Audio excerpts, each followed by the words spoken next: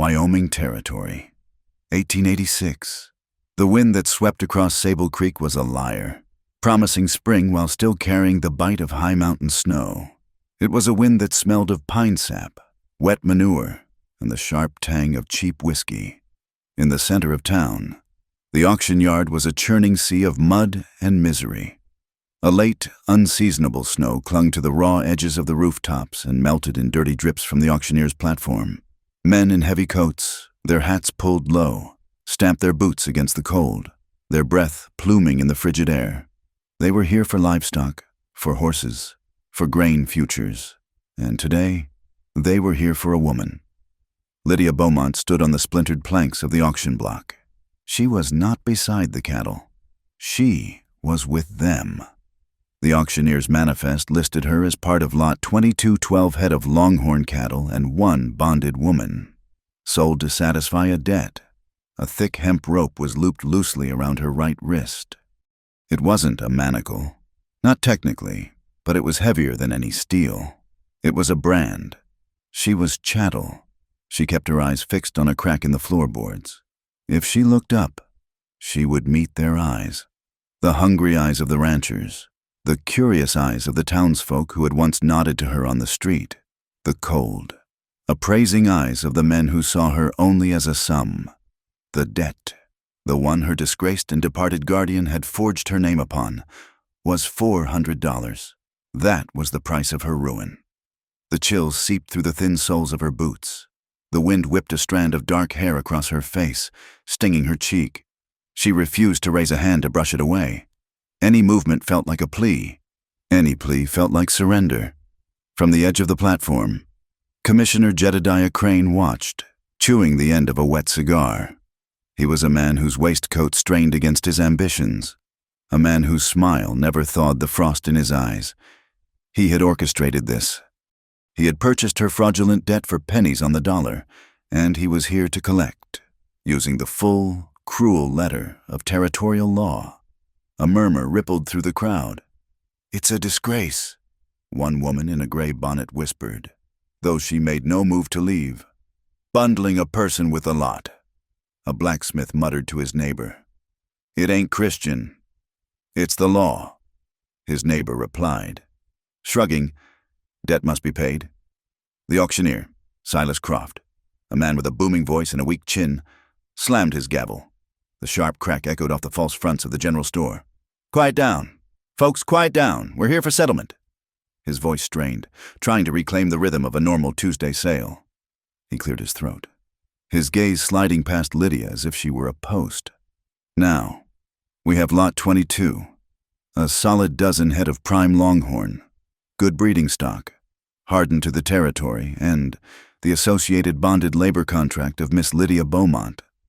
Debt owed, $400. We will start the bidding there. Who'll give me 400? Silence fell, thick and heavy, broken only by the nervous lowing of the cattle in the adjacent pen and the snap of the wind. He stood apart from the crowd, his back pressed against the rough sawn siding of the blacksmith's shop, as if seeking distance from the scent of the proceedings. Rowan Pike. The name was known in the Coal Ribbon Valley, a place of steep canyons and long shadows. He was a solitary man, defined more by the land he worked and the silence he kept than by any words spoken in town. His hat was pulled low, casting his face in shadow, but his eyes missed nothing. He wasn't looking at the cattle. He was looking at the woman. He watched her hands, clenched at her sides, her knuckles white but steady. He'd seen men face down a charging bull with more visible fear.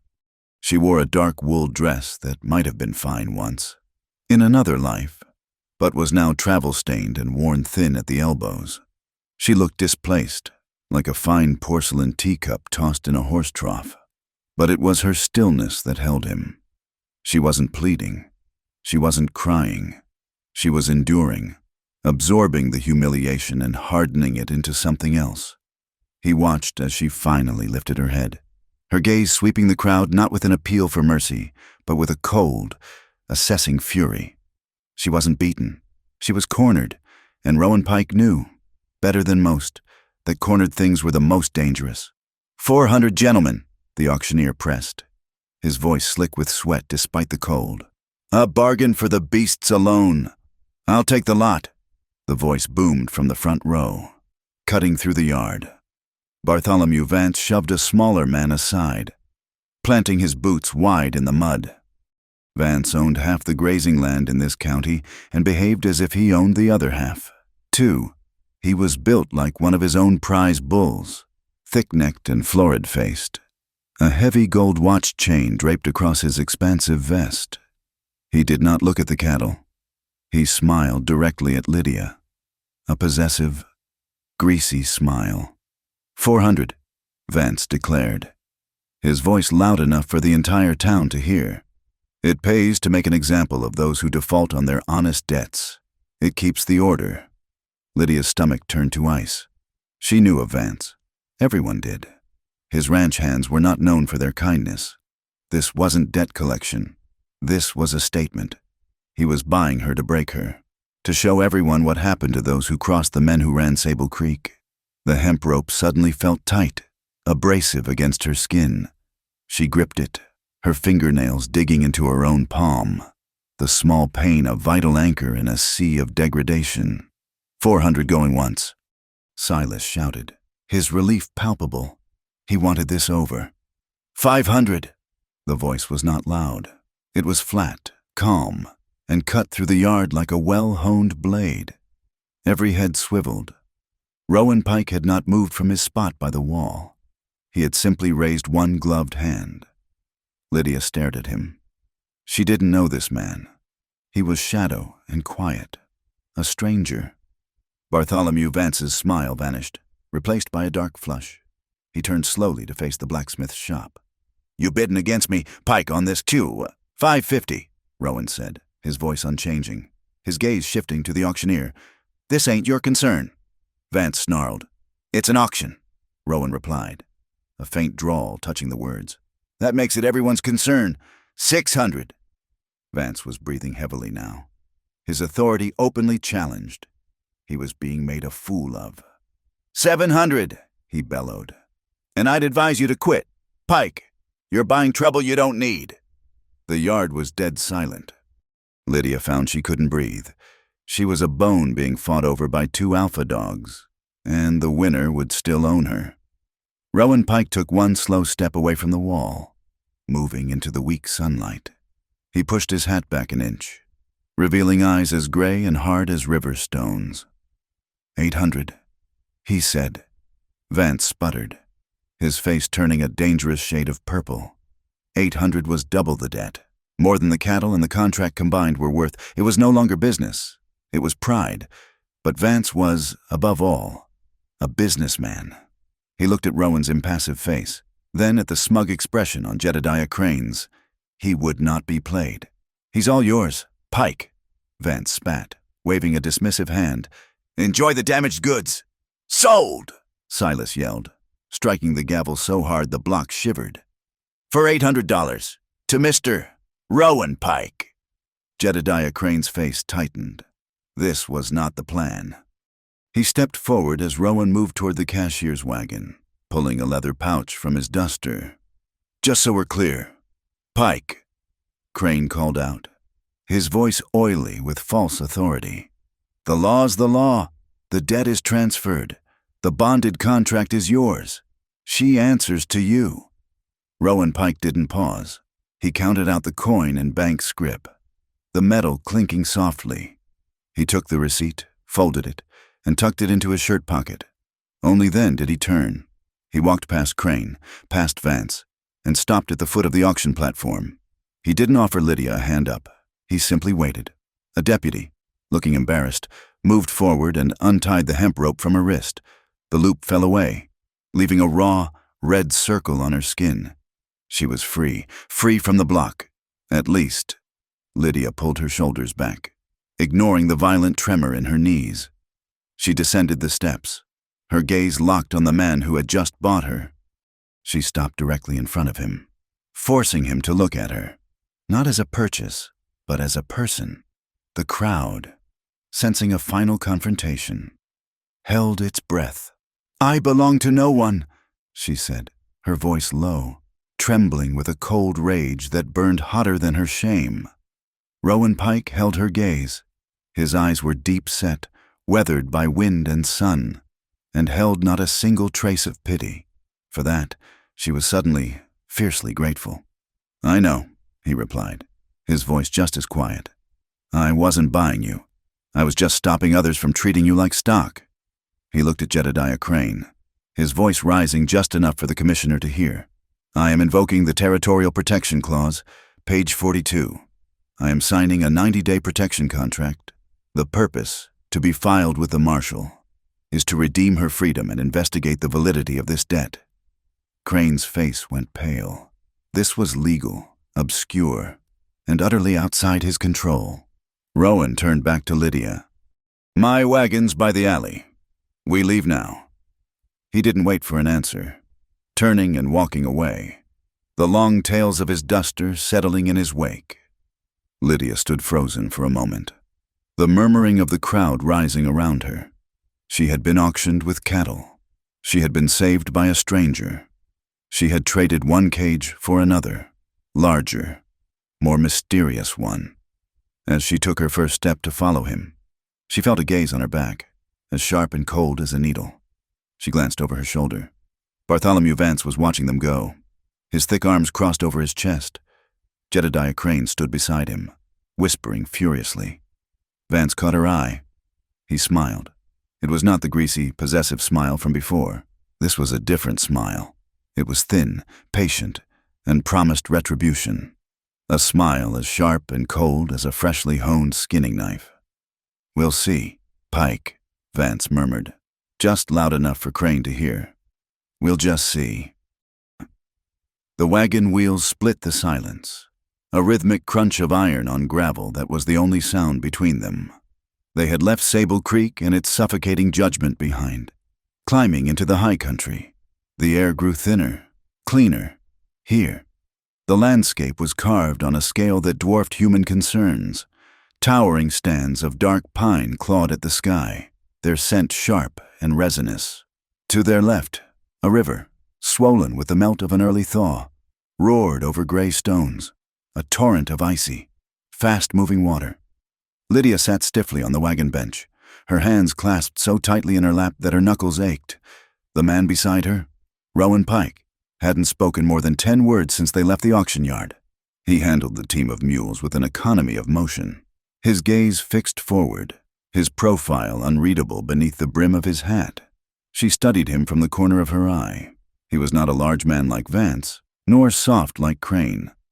He was built of lean muscle and sinew, like the landscape itself.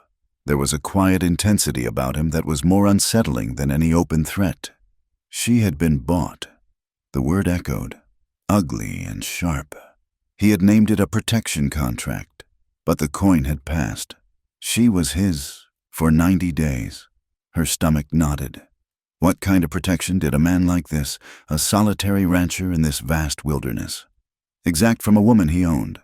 She braced herself for the demand, for the inevitable negotiation of her body against his charity. But he said nothing. The pines grew denser. The sun began to dip, painting the western clouds in violent strokes of orange and purple. Finally, as the valley opened up, he pulled the team to a halt. "We're here." 3 Pines Ranch. It was not a grand estate. It was a modest, solid-looking house built of thick-cut timber, a sturdy barn, and several outbuildings, all nestled in a natural clearing. It looked clean, orderly, and profoundly isolated. He set the brake and looped the reins. He turned to her, and for the first time, his gray eyes met hers fully. They were clear, direct, and held no trace of the leering possessiveness she had come to expect from men. "This is the arrangement, Miss Beaumont," he said, his voice as steady as his hands on the reins. "The law says I hold your debt, but I say you hold your own person." Lydia watched him, her suspicion a shield. "You have 90 days under my protection," he continued. "That's the term of the note I signed. During that time, you'll have room, board, and my full support in finding the legal means to void that debt. I'll pay for the lawyer. You are not my prisoner. You are not my servant. You are free to leave the moment you are legally clear, or any moment you choose, though Crane will make it difficult if the debt isn't settled. She searched his face for the lie, the hidden clause. And what do you ask in return? His gaze didn't waver. Nothing. I saw what they were doing. I didn't hold with it. He stepped down from the wagon and walked to the back, lowering the tailgate. The house is simple. I trust you'll find it comfortable enough. Inside, the house smelled of wood smoke, coffee, and drying herbs. A stone fireplace dominated the main room. It was sparse but meticulously clean. He led her to a room at the back of the house, overlooking the creek. It had a simple bed, a dresser, and a small chair. "This will be yours," he said. He reached into his pocket and produced 2 keys on a simple iron ring. "This one is for this room. This one," he tapped the second key, "is for the main storehouse. Provisions are in there. You'll have access to whatever you need."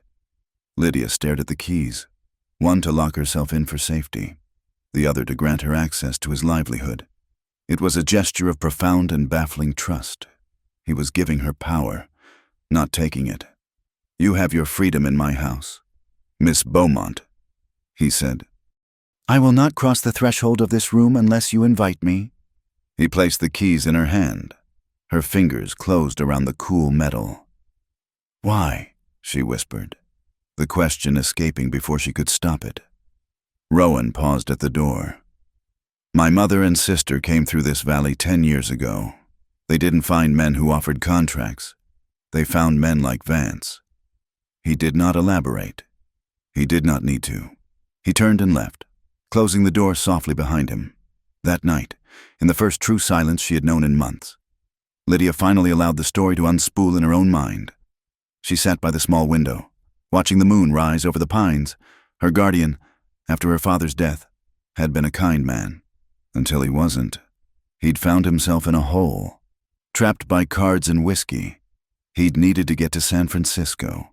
He had begged her to sign a simple loan paper for $50, just for his train ticket, promising to pay it back from the gold fields. She had signed. She had been naive. She had not seen the added lines, the ones in different ink, the ones stipulating a crippling interest rate that had ballooned the debt to $400. She had not known he had sold the note to Jedediah Crane before his train even cleared the territory. It was a forgery, a betrayal built on a kernel of her own misplaced trust. A few days later, the necessity of supplies drove her back to Sable Creek. Rowan had offered to go, but she refused. She would not be hidden. She walked into the general store, her head held high, the list from Rowan in her hand. The chatter stopped. It did not just quiet. It died, as if she were a ghost. Then came the whispers, sharp as grit in the air. "Is that her? Pike's new woman. Bought her right off the block. I heard she's a widow from the East. Ran off with her husband's money." Not a widow, a debtor.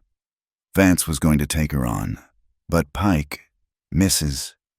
Gable, the proprietor's wife, looked at Lydia as if she were something unclean.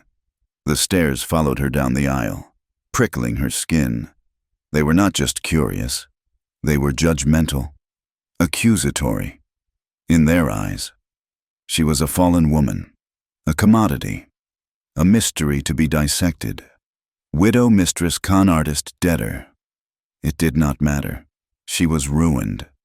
Lydia paid for the flour and coffee with the coin Rowan had given her, her hands perfectly steady. She met Mrs. Gable's stare with icy calm. She would not give them the satisfaction of her shame. That night, she sat at the small desk in her room. She had secured paper and an envelope from the general store. She dipped the pen in ink and began to write. The rumors meant nothing. The law meant everything. To Miss Tamsin Doyle, attorney at law, Cheyenne, Wyoming territory. She had heard of Tamsin Doyle, a name spoken with equal parts derision and awe.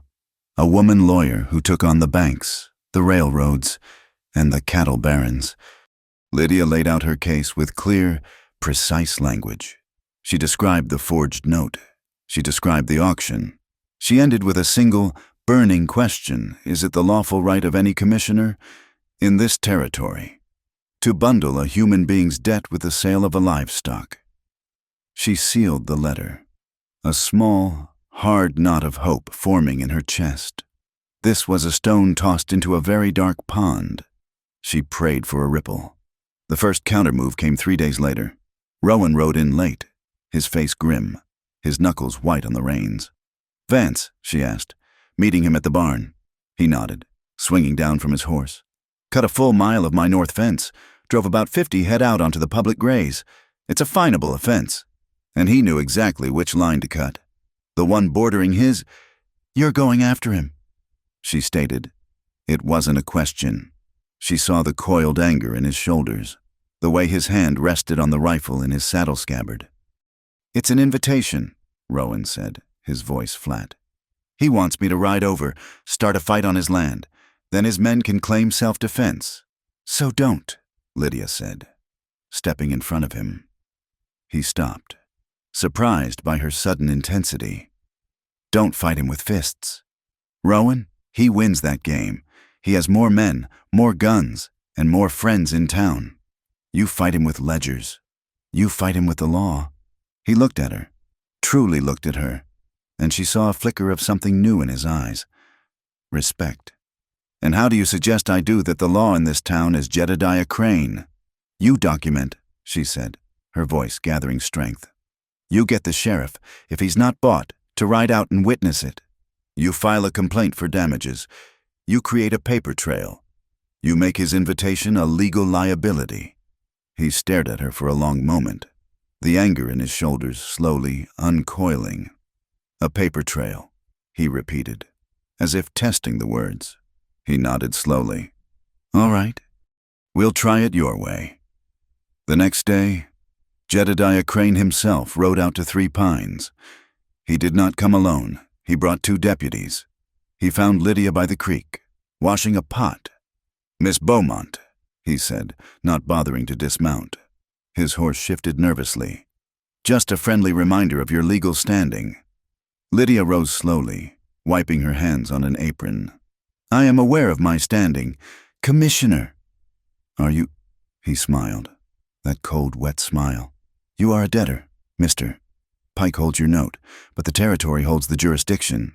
If you were to, say, disappear from this ranch, if you were to run, I would have no choice but to issue a warrant for your arrest as a fugitive from contract. And when I found you," his smile widened, "I would not be inclined to be as generous as Mr. Pike." The threat was clear. "Run, and you are a criminal. Stay, and you are a prisoner." Lydia held his gaze, her spine straight. "I am not a fugitive.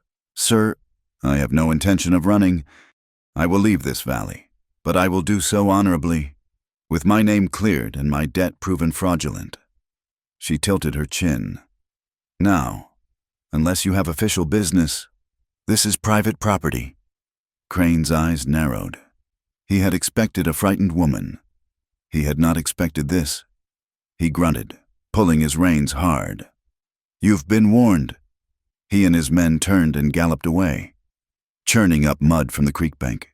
That night, the house felt too quiet. The confrontation with Crane had left her raw. Sleep would not come. She sat in the darkness of her room, listening to the night sounds, the creek, the sigh of the wind in the pines. Then she heard it, a different sound, the soft stamp of a horse, the jingle of a harness bit. Her heart leaped into her throat. "Vance!" She crept to her window. The moon was high, illuminating the yard in a pale, ghostly light. She saw him. Rowan was sitting on the top rail of the corral, not on the porch as she had imagined. He was a silhouette against the dark barn. A rifle lay across his lap, its barrel catching a stray piece of moonlight. He was not sleeping. He was watching. He was guarding the approaches to the ranch, a silent, sleepless sentinel. He must have heard Crane's visit. He must have known Vance would take it as a sign of weakness, an opening. She watched him for a long time.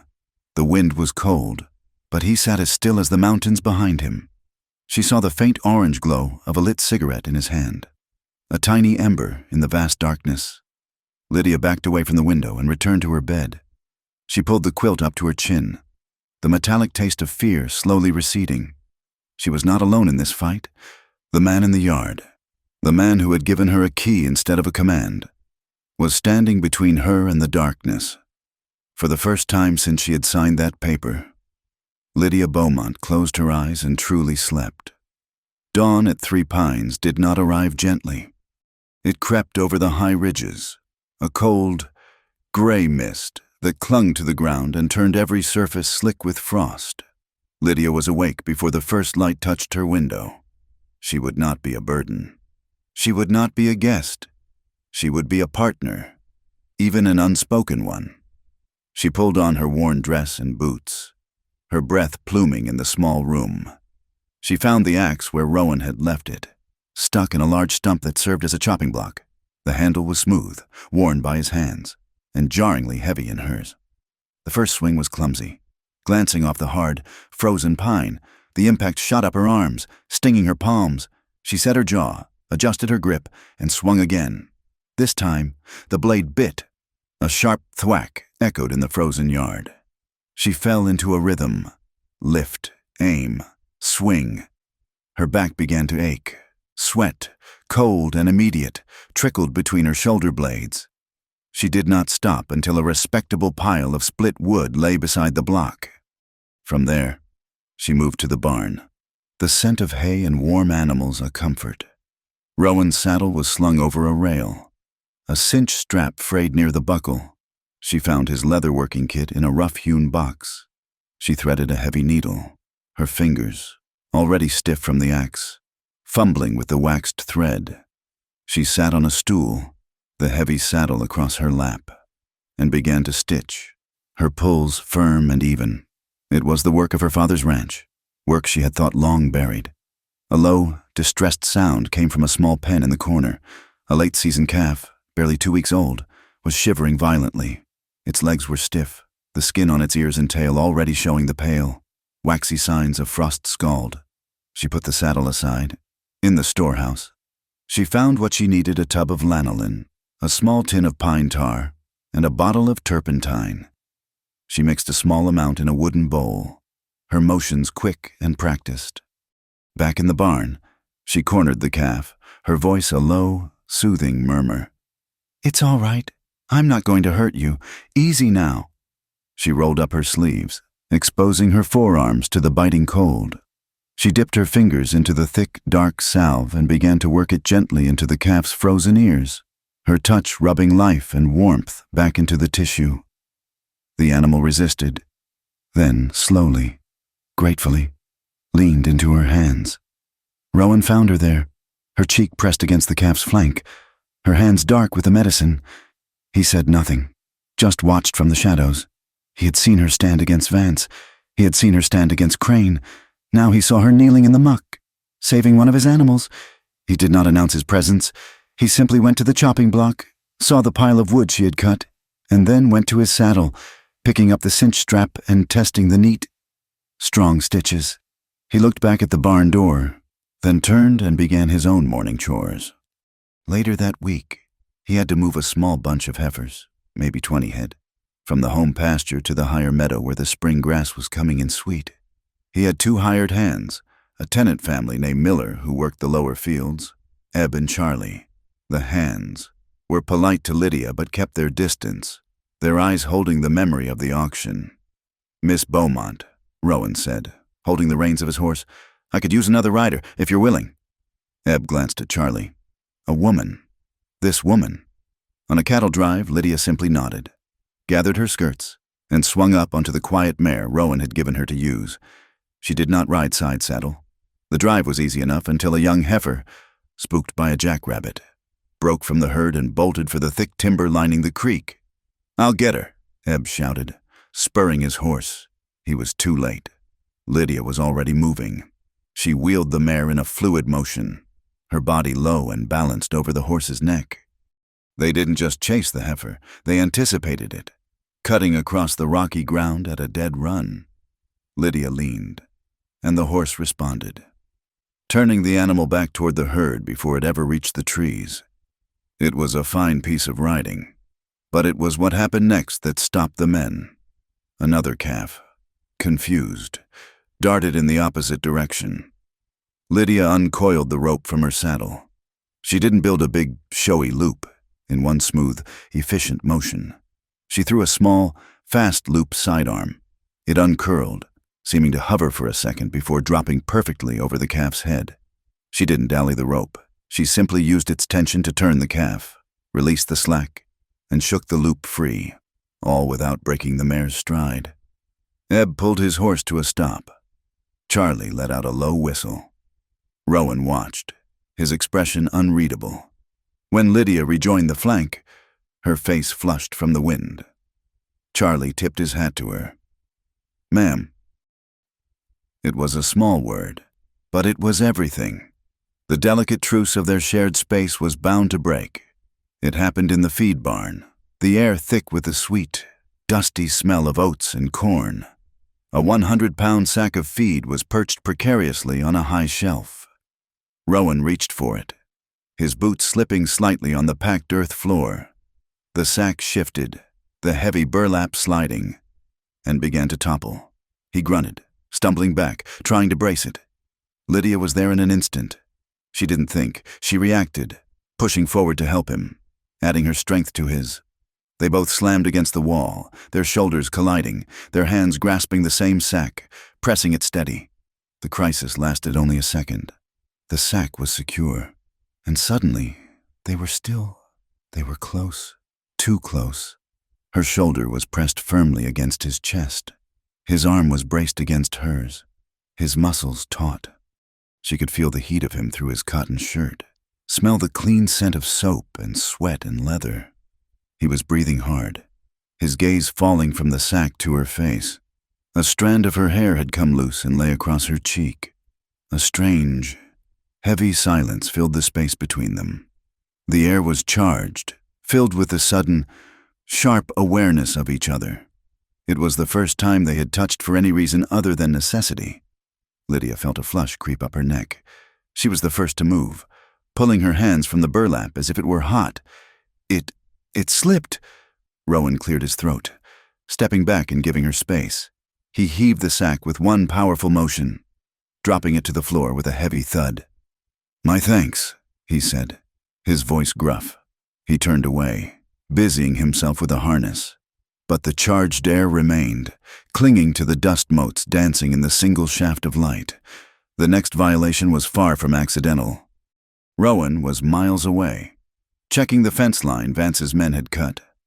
Lydia was in the storehouse, counting tins of peaches, when the Miller children, a boy of 6 and a girl of 8, crept in to watch her. A shadow passed the window. A sharp, violent crack exploded through the small building. The window dissolved into a spider web of flying glass. The little girl screamed.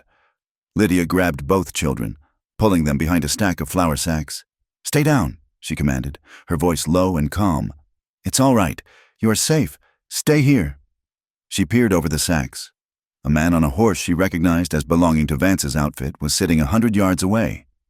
He laughed, a high, ugly sound, then spurred his horse and disappeared into the trees. It was an act of pure intimidation, meant to frighten and degrade. Lydia's fear vanished, replaced by a cold, precise anger. The children were crying. "It's over," she said, her voice gentle again. She went to the shattered window. Jagged teeth of glass hung in the frame. She didn't get a broom. She went to the barn, fetched a heavy, damp burlap sack, and wrapped it around her hand, methodically. She knocked the remaining shards outward, onto the ground. Then, she used the same damp sack to sweep every glittering sliver from the floorboards, her motions efficient and deliberate.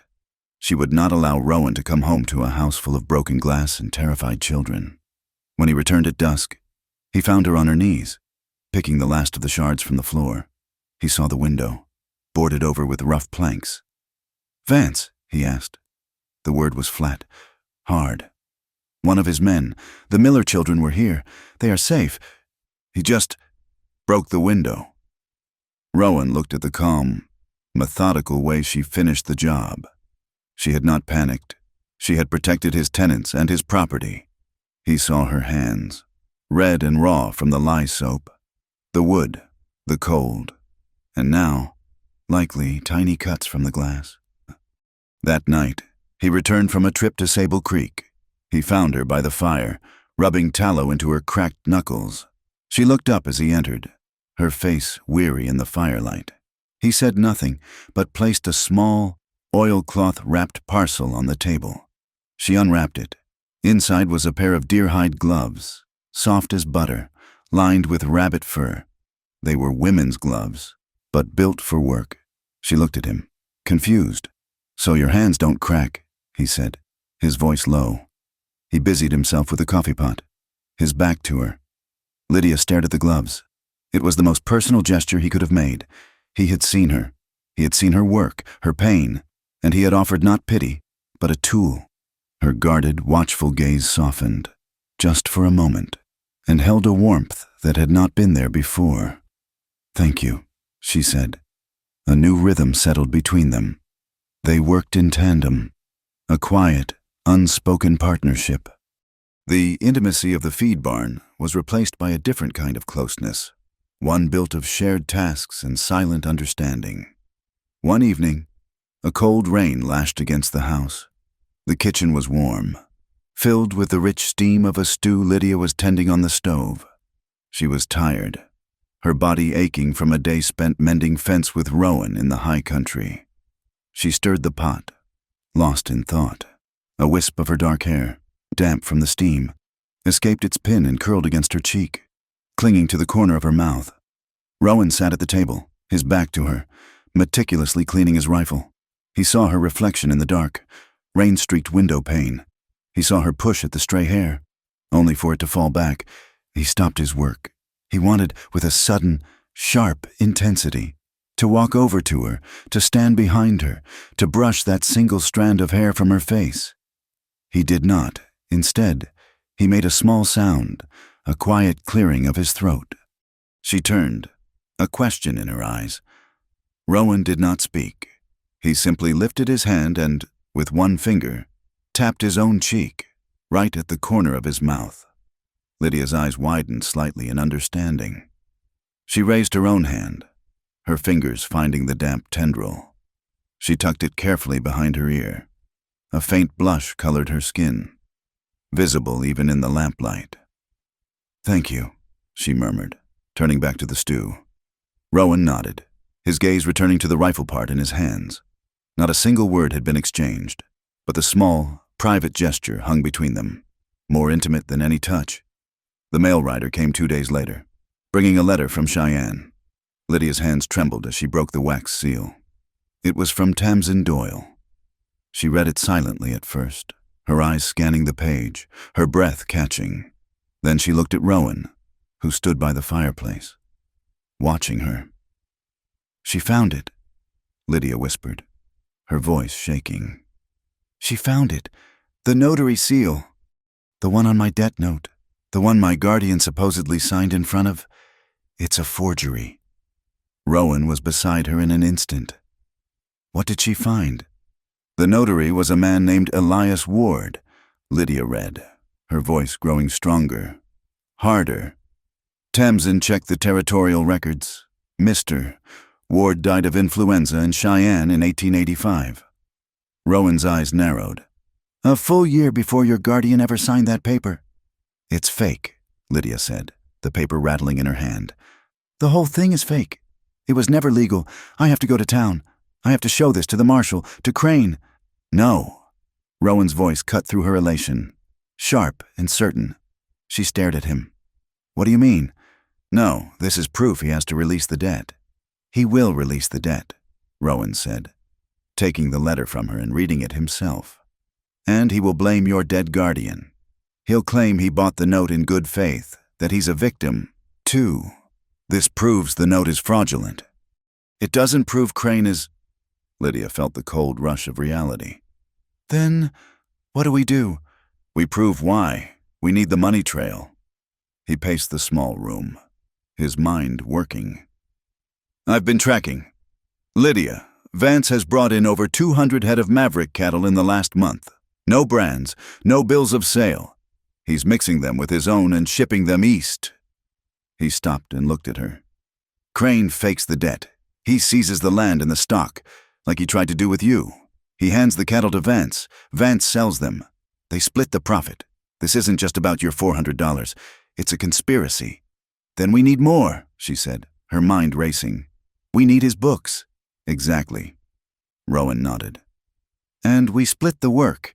You were right. We fight with ledgers. I'm going to follow that new herd. I think they're holding them at Vance's private warehouse. The one by the rail spur. I'm going to find out how they're branding them. And me. You go to town. Not to the marshal's office. Go to the general store. Go to the land office. Listen. Find out who else has lost their land to Crane in the last 2 years. Find the pattern. Find the other victims. We need more than one fake note. We need a dozen. Lydia folded Tamsin's letter. Her hand steady now. The mission was clear. She rode into Sable Creek the next morning. The wind had picked up. A low, keening sound that promised a change in the weather. It whipped dust into the streets, stinging her face. She tied her mare to the hitching post, pulling her hat low. As she did, she looked up. Across the street, the large, ostentatious sign for the Vance Stock Company swung wildly in the wind. It groaned on its iron hinges, a high, metallic shriek that sounded like something about to break. A storm was coming. The county tax and records office was a small, suffocating room that smelled of brittle paper, stale tobacco, and the metallic tang of the pot-bellied stove in the corner. It was a public space, and Lydia walked in as if she belonged there, her face set in a mask of polite inquiry. A wispy man named Silas Finlan sat behind the counter, his spectacles perched on the end of his nose. "Help you, ma'am." "Yes, thank you," Lydia said, her voice clear and calm. "I'm interested in the land deeds for the Coal Ribbon Valley. I was hoping to review the public surveys." "That be the North Cabinet?" he said, gesturing vaguely, already more interested in his newspaper. She spent 20 minutes examining maps she didn't care about.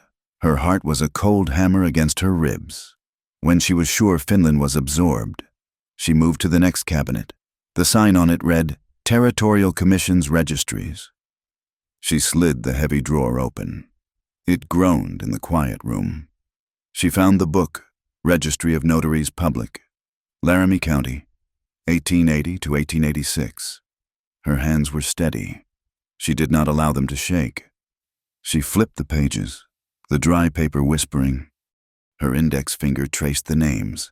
Tuttle, Vance, Walker, and there, Ward, Elias J., beside his name, in the same copperplate handwriting as the others, was his commission date. But next to that, in a different, sharper ink, was another entry. A single, damning word. Deceased. Her eyes flew to the date beside it. March 4th, 1885.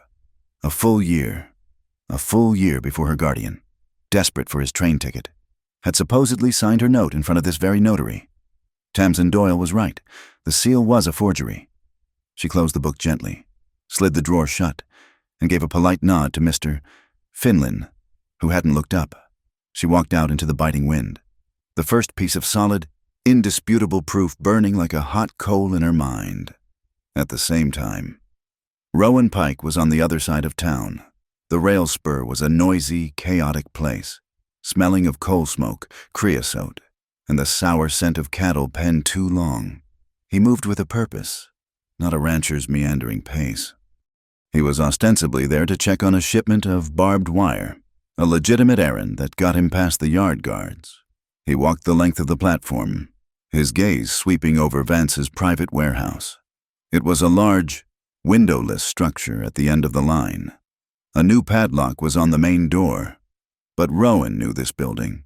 Years ago, before Vance had consolidated his power, Rowan had shipped his own cattle from here. He moved around the back, into the narrow, muddy alley between the warehouse and the livestock pens. He found what he was looking for, a section of planking, warped by the weather, that he knew was held only by 2 nails. He used the pry bar he'd tucked into his duster, and in a single, quiet motion, eased the board free. He slid into the darkness. The air was thick with the smell of hay, manure, and something else, the sharp, acrid scent of a branding fire, but one that was days old. He waited for his eyes to adjust. The warehouse was vast. At the far end, he could see the holding pens where they loaded cattle onto the cars.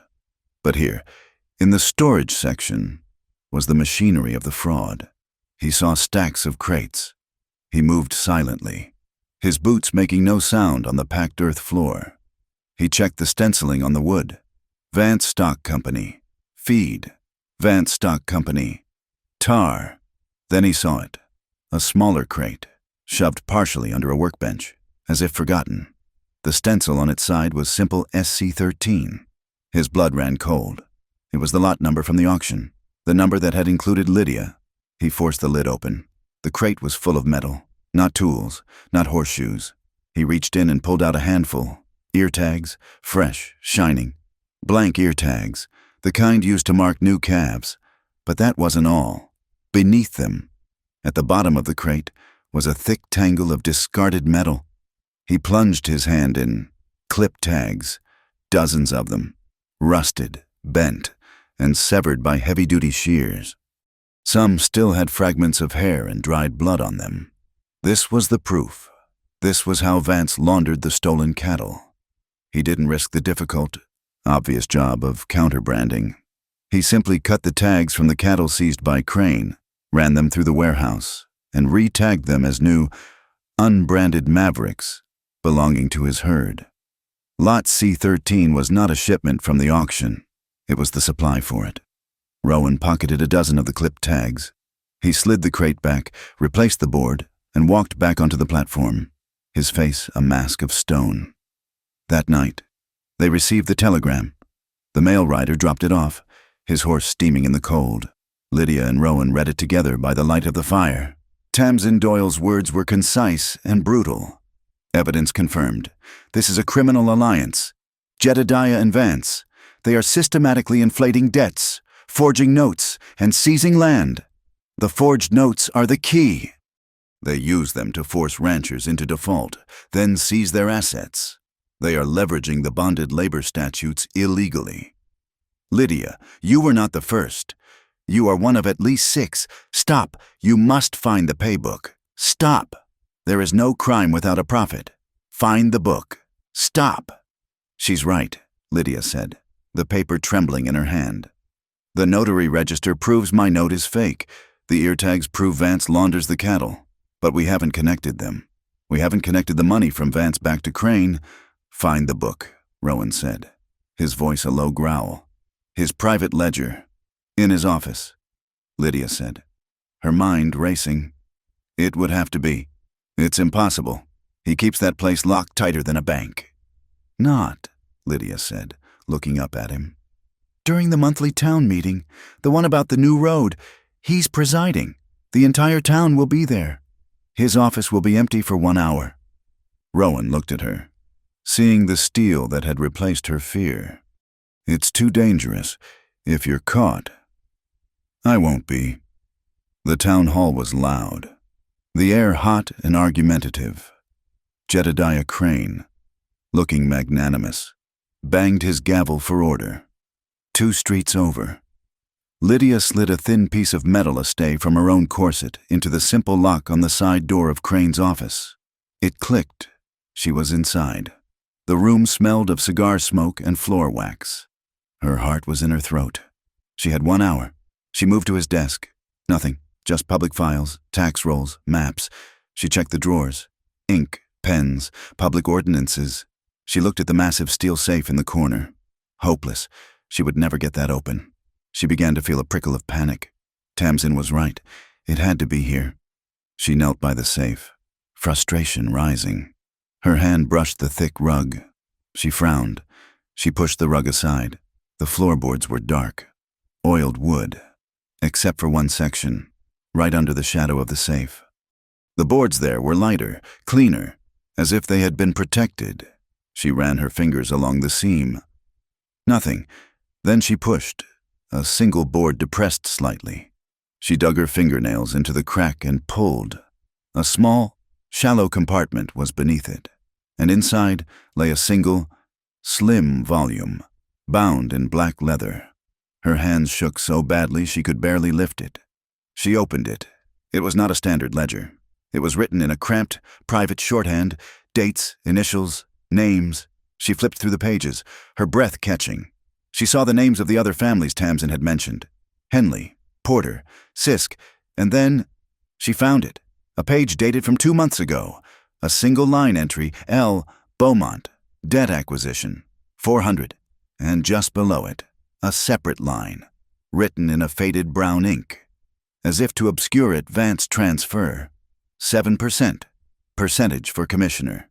There it was. The profit. The motive. The crime. She couldn't take the book. He would know instantly. She had come prepared. From a pocket sewn inside her skirt. She pulled a sheet of thin carbon paper and a fresh sheet of foolscap. Her hands flew, tracing the damning page, her pencil scratching furiously in the silence. She had to press hard, her knuckles white. She finished, her heart pounding. She tucked the copy into her dress, replaced the ledger, and relayed the board. She was arranging the rug when she heard the town hall bell. The meeting was over. She slipped out the side door and did not run. She walked, her back straight, melting into the shadows of the alley just as the first citizens spilled out of the hall. Crane among them, laughing at some joke. When she got back to Three Pines, Rowan was waiting in the barn. She didn't say a word. She just handed him the carbon tracing. He held it up to the lantern light. He read the line, percentage for commissioner. This, he said, his voice rough, is what will hang him. They gathered their evidence, Tamsin's telegram, the dozen clipped ear tags Rowan had taken, and now, the carbon copy of the black ledger. They wrapped it all in oilcloth. Lydia melted wax from a candle, and her hand was trembling violently as she pressed a simple brass button from her coat into the hot puddle, sealing the packet. He'll search, Rowan said. When he finds his office has been entered, and he'll come here. I know where to hide it, Lydia said. She went to her saddle, the one she had been mending, with a small, sharp knife.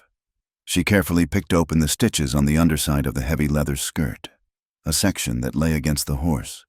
She slid the oilcloth packet deep inside, flattening it against the leather.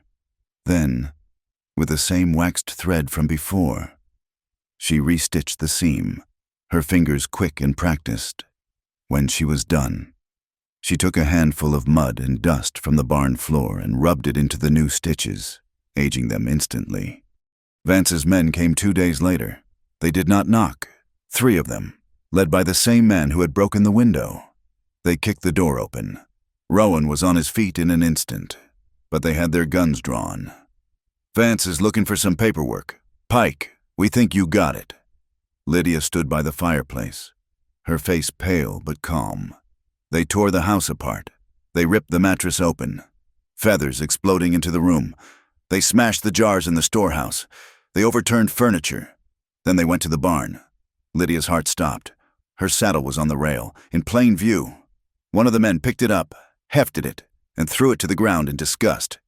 He kicked it. Nothing here, he grunted.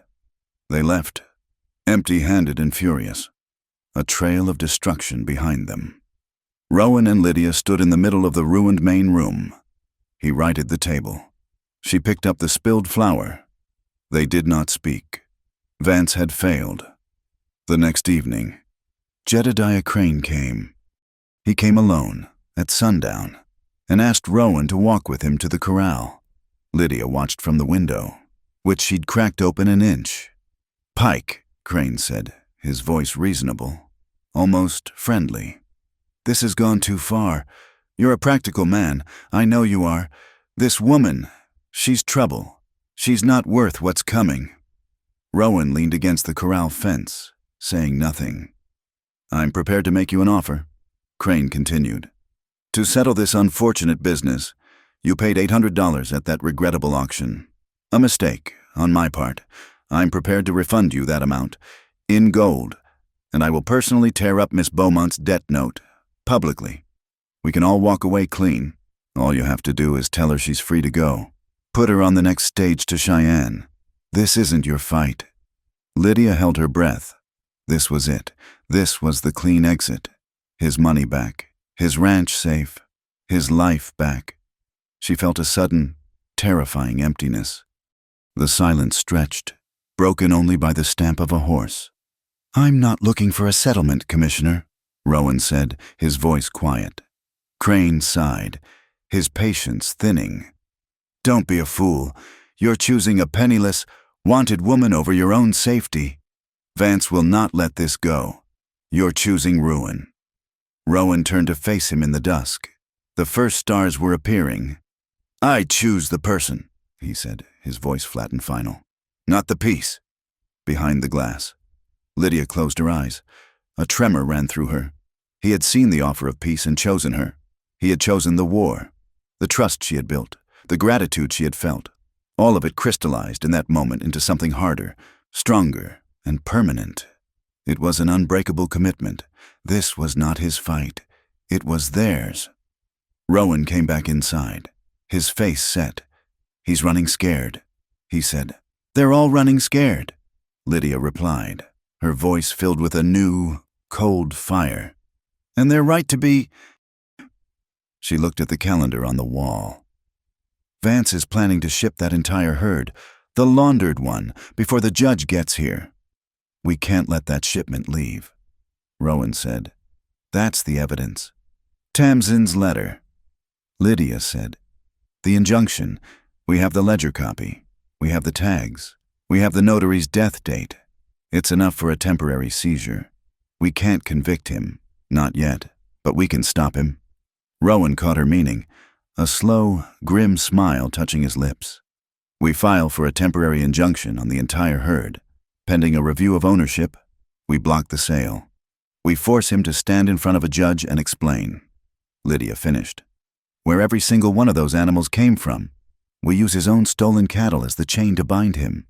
We just need the judge," Rowan said. Lydia tapped the calendar. "The mail rider brought the news today. The circuit judge, Ezekiel Rourke, is on his way. He'll be in Sable Creek in 10 days. The storm did not arrive as a warning. It came as an invasion. It had been 10 days since their plan was formed.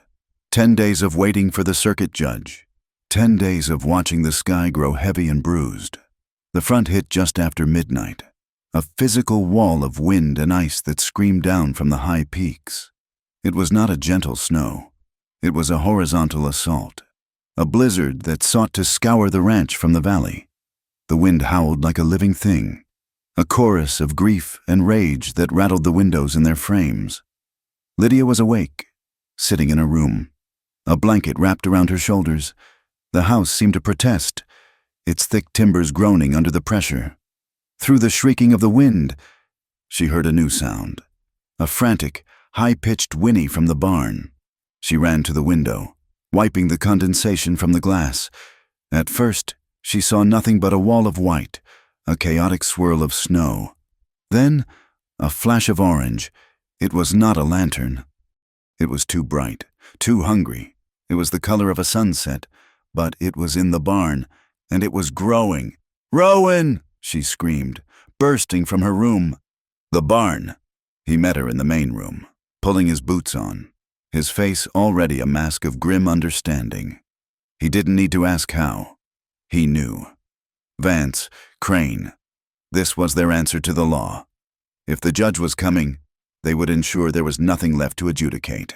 "Stay in the house," he yelled at her over the roar of the wind, grabbing his heaviest coat. "Bolt the door behind me." "The animals," Lydia cried, grabbing a thick wool blanket from the chest. "They're what I'm going for, stay put." He plunged out the door, disappearing instantly into the white fury. The wind ripped the door from his hand, slamming it back against the wall. Lydia fought against the pressure, forcing the heavy door shut and dropping the thick wooden bar into place. She ran back to the window. The barn was no longer a shadow. It was a beacon. Flames licked from the hayloft, roaring into the storm. A terrifying, beautiful column of red and gold against the white.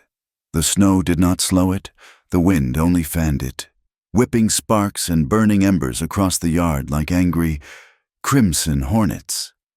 She saw Rowan's silhouette as he fought his way to the large barn doors and tore them open. A blast of superheated air and thick, acrid smoke billowed out. She could hear, even over the storm, the terrified screaming of the horses. Rowan plunged inside.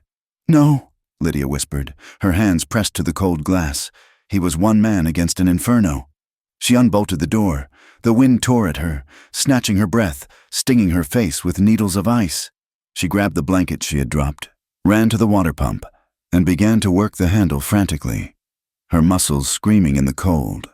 Water sloshed, freezing almost instantly as it hit the wood. She soaked the heavy wool, her hands numb, and then, her head down, she ran for the barn. The heat was a physical blow, pushing her back. The smoke was a thick, gagging shroud, burning her lungs and blinding her. Sparks hissed as they died in the snow at her feet. "Rowan!" she screamed, her voice sounding small and thin against the roar. She saw him. Inside the burning structure, he was a shadow moving through hell. He had freed 2 of the horses, slapping their haunches and sending them galloping wildly into the snow-filled night. He was fighting with the 3rd, a mare trapped in her stall, her eyes white with terror. "Lydia, get back!" he roared, his voice hoarse, emerging from the smoke. "The blanket!" she shouted, holding up the steaming, soaked wool. "For the mare!" He saw her, and his face, black with soot, contorted. "Go now!" He turned back to the horse just as a sound split the air, a grotesque crackle and groan from above. The main hayloft beam, eaten through by the fire, was giving way. Rowan the roof. He looked up. The world slowed. The beam, a great black spar wreathed in flame, broke free. He threw himself backward, pushing the mare clear of the stall. He was fast, but not fast enough. The beam struck the ground where he had been a second before, but the heavy cross brace, a piece of timber as thick as a man's chest, caught him across the back and shoulder. It didn't crush him. It struck him a glancing, brutal blow, driving him to his knees with a sharp, involuntary cry of pain. He tried to stand, but his left arm hung uselessly. The mare, free, bolted past him and out into the storm. Rowan was trapped. The fire raged around him, a collapsing ring of heat. Lydia moved. She didn't think. She wrapped the wet, freezing blanket around her own head and shoulders and ran straight into the furnace. The smoke was solid. She couldn't breathe. She tramped through burning straw, her boots sinking deep. She found him on his knees, his head bowed, trying to push himself up with one arm. She grabbed his coat, her gloves smoking from the ambient heat. "Rowan, we have to go." He looked up, his eyes dazed, the gray clouded with pain and smoke. "My shoulder," he choked out. "Now." She put her shoulder under his good arm, hauling him to his feet. He cried out, a sharp, broken sound, as the movement tore at his injury. He was heavy, a dead weight against her. She was not strong enough. "Move!" she screamed into his face, slapping his cheek. "Help me walk." That broke the daze. He set his jaw, his body tensing, and began to half stumble, half lurch, leaning on her as she dragged him. The blanket fell from her head. Her hair, unpinned, tumbled down. The snow, melting as it fell, hissed on her skin. They burst out of the barn door just as the main roof collapsed inward, sending a volcano of sparks and flames into the sky. They fell together, collapsing into a drift of snow 10 yards from the inferno. Lydia lay panting, her lungs on fire. The snow was cold on her burning face. Rowan was a heap beside her, groaning softly. She got to her feet, her body shaking with adrenaline. "We have to get to the house. Can you stand?" "I think so." She pulled him up again, his left arm dangling. They staggered through the deepening drifts, the blizzard raging around them, the world lit only by the terrible, beautiful light of the burning barn. Inside the kitchen, the silence was deafening, broken only by the howl of the wind and their own ragged breathing. Lydia barred the door again, then helped Rowan into a chair by the hearth. The heat from the barn was gone, replaced by a seeping, deathly cold. She lit 2 more lamps, the small flames flickering, pushing back the shadows. Rowan sat slumped in the chair, his face pale beneath the soot. "Let me see," she said, her voice shaking now that the danger had passed. She found the shears in her sewing box and, with a gentle but firm hand, began to cut away the heavy wool of his coat, then the thick cotton of his shirt. The fabric was scorched and stuck to his skin. He winced, his breath hissing between his teeth, but he did not stop her. The wound was raw. A vicious, angry burn stretched from his collarbone down his shoulder, and beneath it, she could already see the skin swelling and discoloring from the impact. "It's bad," she whispered. "It's not broken," he grated, his voice thick with smoke. "I can move my fingers." She ran to the pantry, her hands trembling so hard she could barely grasp the jars. She grabbed the tin of salve she had used on the calf, the mix of lanolin and tar and clean linen for bandages. She grabbed the bottle of whiskey from his shelf. "This will hurt," she said, pouring a liberal amount of the spirit onto a clean rag. "It already hurts," he said. She began to clean the wound. He did not cry out, but his entire body went rigid. His good hand clenched the arm of the chair until his knuckles were white. She worked quickly, her fear making her ruthlessly efficient. She cleaned the soot and blood, her touch as light as she could make it. He was so close. She could feel the heat radiating from his skin, smell the sharp tang of the whiskey and the deeper, resinous scent of pine soap that always clung to him, now mixed with the acrid stench of smoke. His breath was warm against her hair. She finished cleaning and began to apply the thick, dark salve. Her fingers, no longer numb, registered the texture of his skin, the taut muscle, the alarming heat of the injury. She wrapped the linen bandage tightly around his shoulder and chest, her arm brushing against his side as she worked. He let out a long, shuddering breath as she tied the final knot. "Thank you," he whispered, the words rough. She knelt in front of him, her hands still resting on the bandage.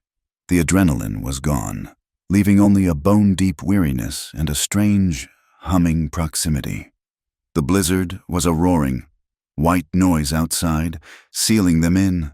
The only light came from the fireplace, painting the room in soft, flickering gold. "You should not have come in," he said, his voice low. "You would have died," she replied, her own voice barely audible. He looked at her. Her hair was a wild tangle, falling around her shoulders. Her face was smeared with soot, and her dress was torn at the shoulder, her skin showing through. He had bought her to save her from being a possession. Tonight, she had crawled into a burning building to save his life. He reached up with his good hand, his right hand, and his fingers, rough and calloused, touched her cheek. He did not caress her. He simply held his hand there, as if to prove she was real. "Lydia," he said, just her name. She leaned into his touch, her eyes closing for a single second. The terror of the night, the shame of the auction, the cold fear of Crane had all coalesced into a single point of desperate exhaustion. He guided her face closer. Their foreheads touched. They stayed that way for a long moment, just breathing, sharing the same air. The silence in the room was absolute, a vacuum filled only by the beating of two hearts and the howl of the storm. He moved his head slightly. His lips brushed hers. It was clumsy, hesitant, a question. It was the touch of soot and whiskey and smoke. She did not pull away. She answered, her lips parting slightly. The second kiss was deeper. It was not a kiss of passion, but of affirmation, a desperate grasp for life in the face of death. It was the sudden, raw, undeniable truth of what they had become to one another. It was gratitude. It was trust. It was the wordless acknowledgement of a bond forged in fire and fear. His good arm went around her waist, pulling her closer, not in desire, but for balance, for an anchor. Her hands came up to rest on his chest, on his good shoulder. She could feel the steady, strong beat of his heart under her palm, a reassurance that he was alive, that they were both alive. He gently pulled her, and she let him, sinking down onto the braided rug beside his chair, nestled against his side, their shoulders touching. They sat facing the fire, the storm a distant, angry god, and the burned-out barn a memory. "I am here," he whispered, his voice low and rough against her hair. She said nothing, simply breathing in the quiet. The firelight played on their faces, catching the dampness on her cheeks and the new, settled peace in his eyes.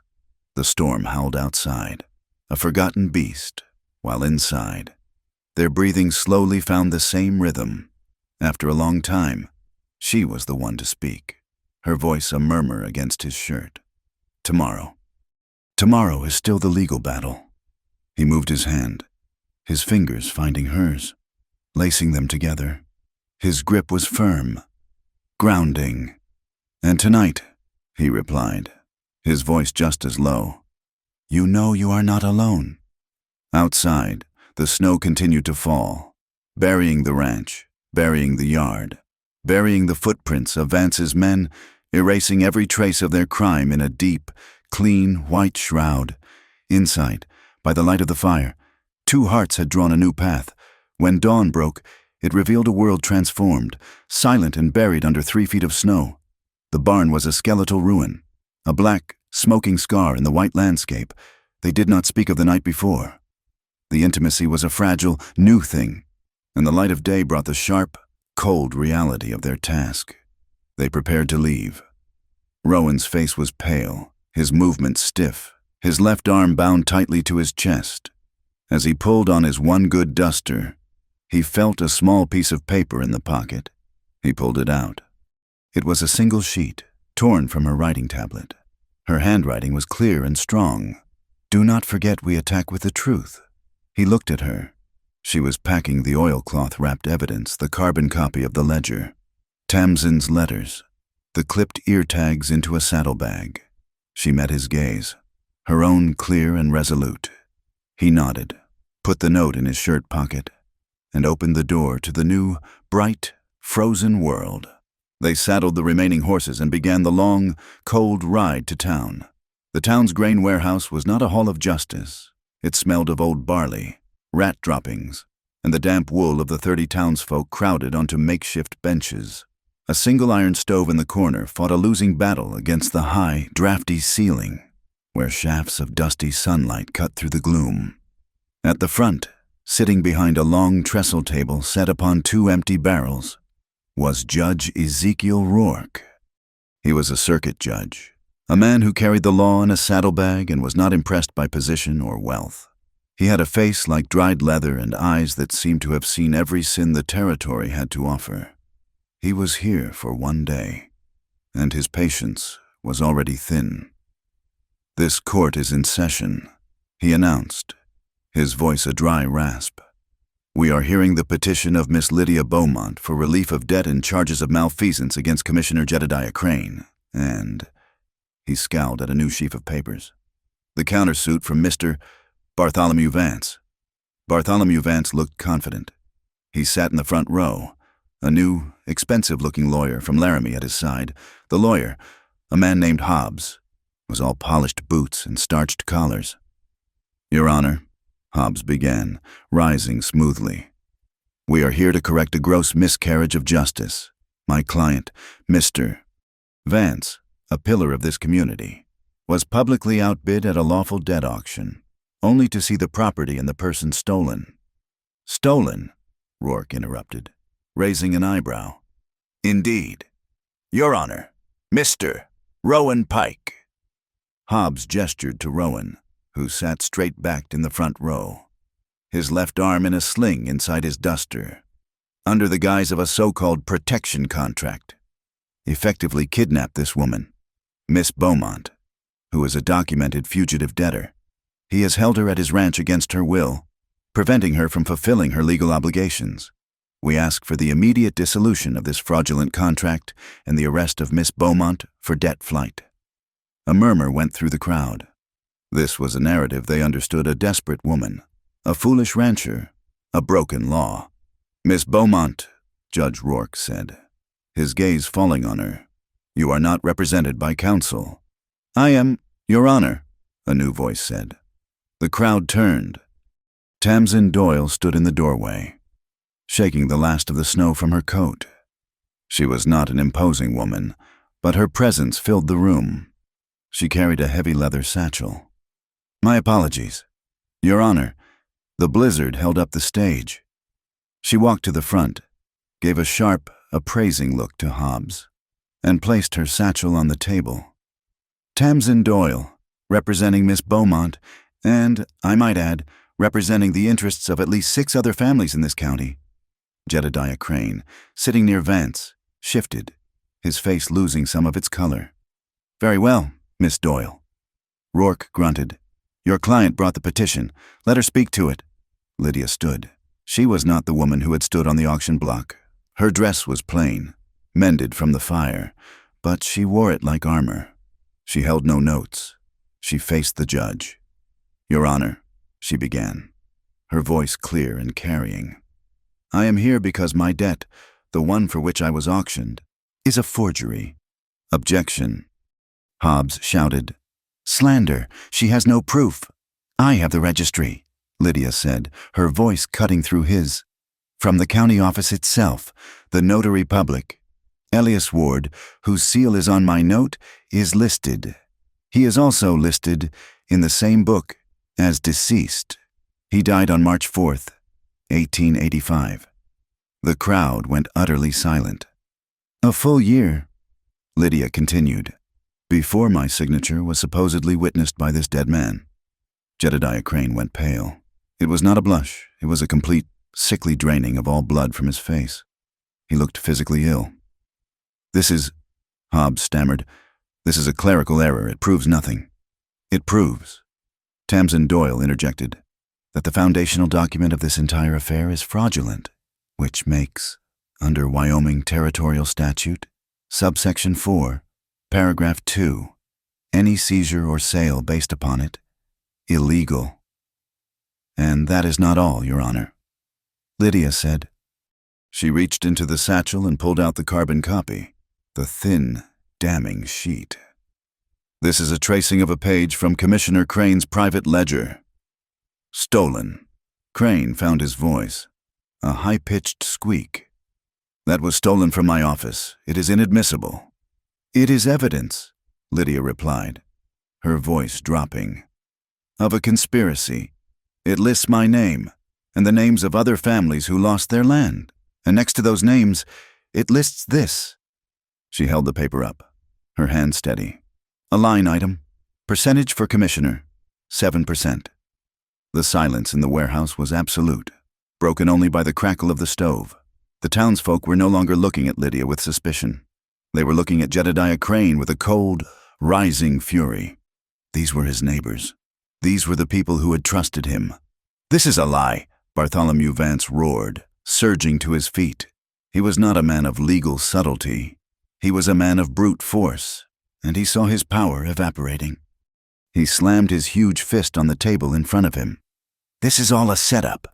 That woman, she's a con artist. She burned down Pike's barn for the insurance. She's twisted him around her finger. They're in it together to ruin me." Judge Rourke picked up his gavel, a simple wooden mallet, and slammed it down once.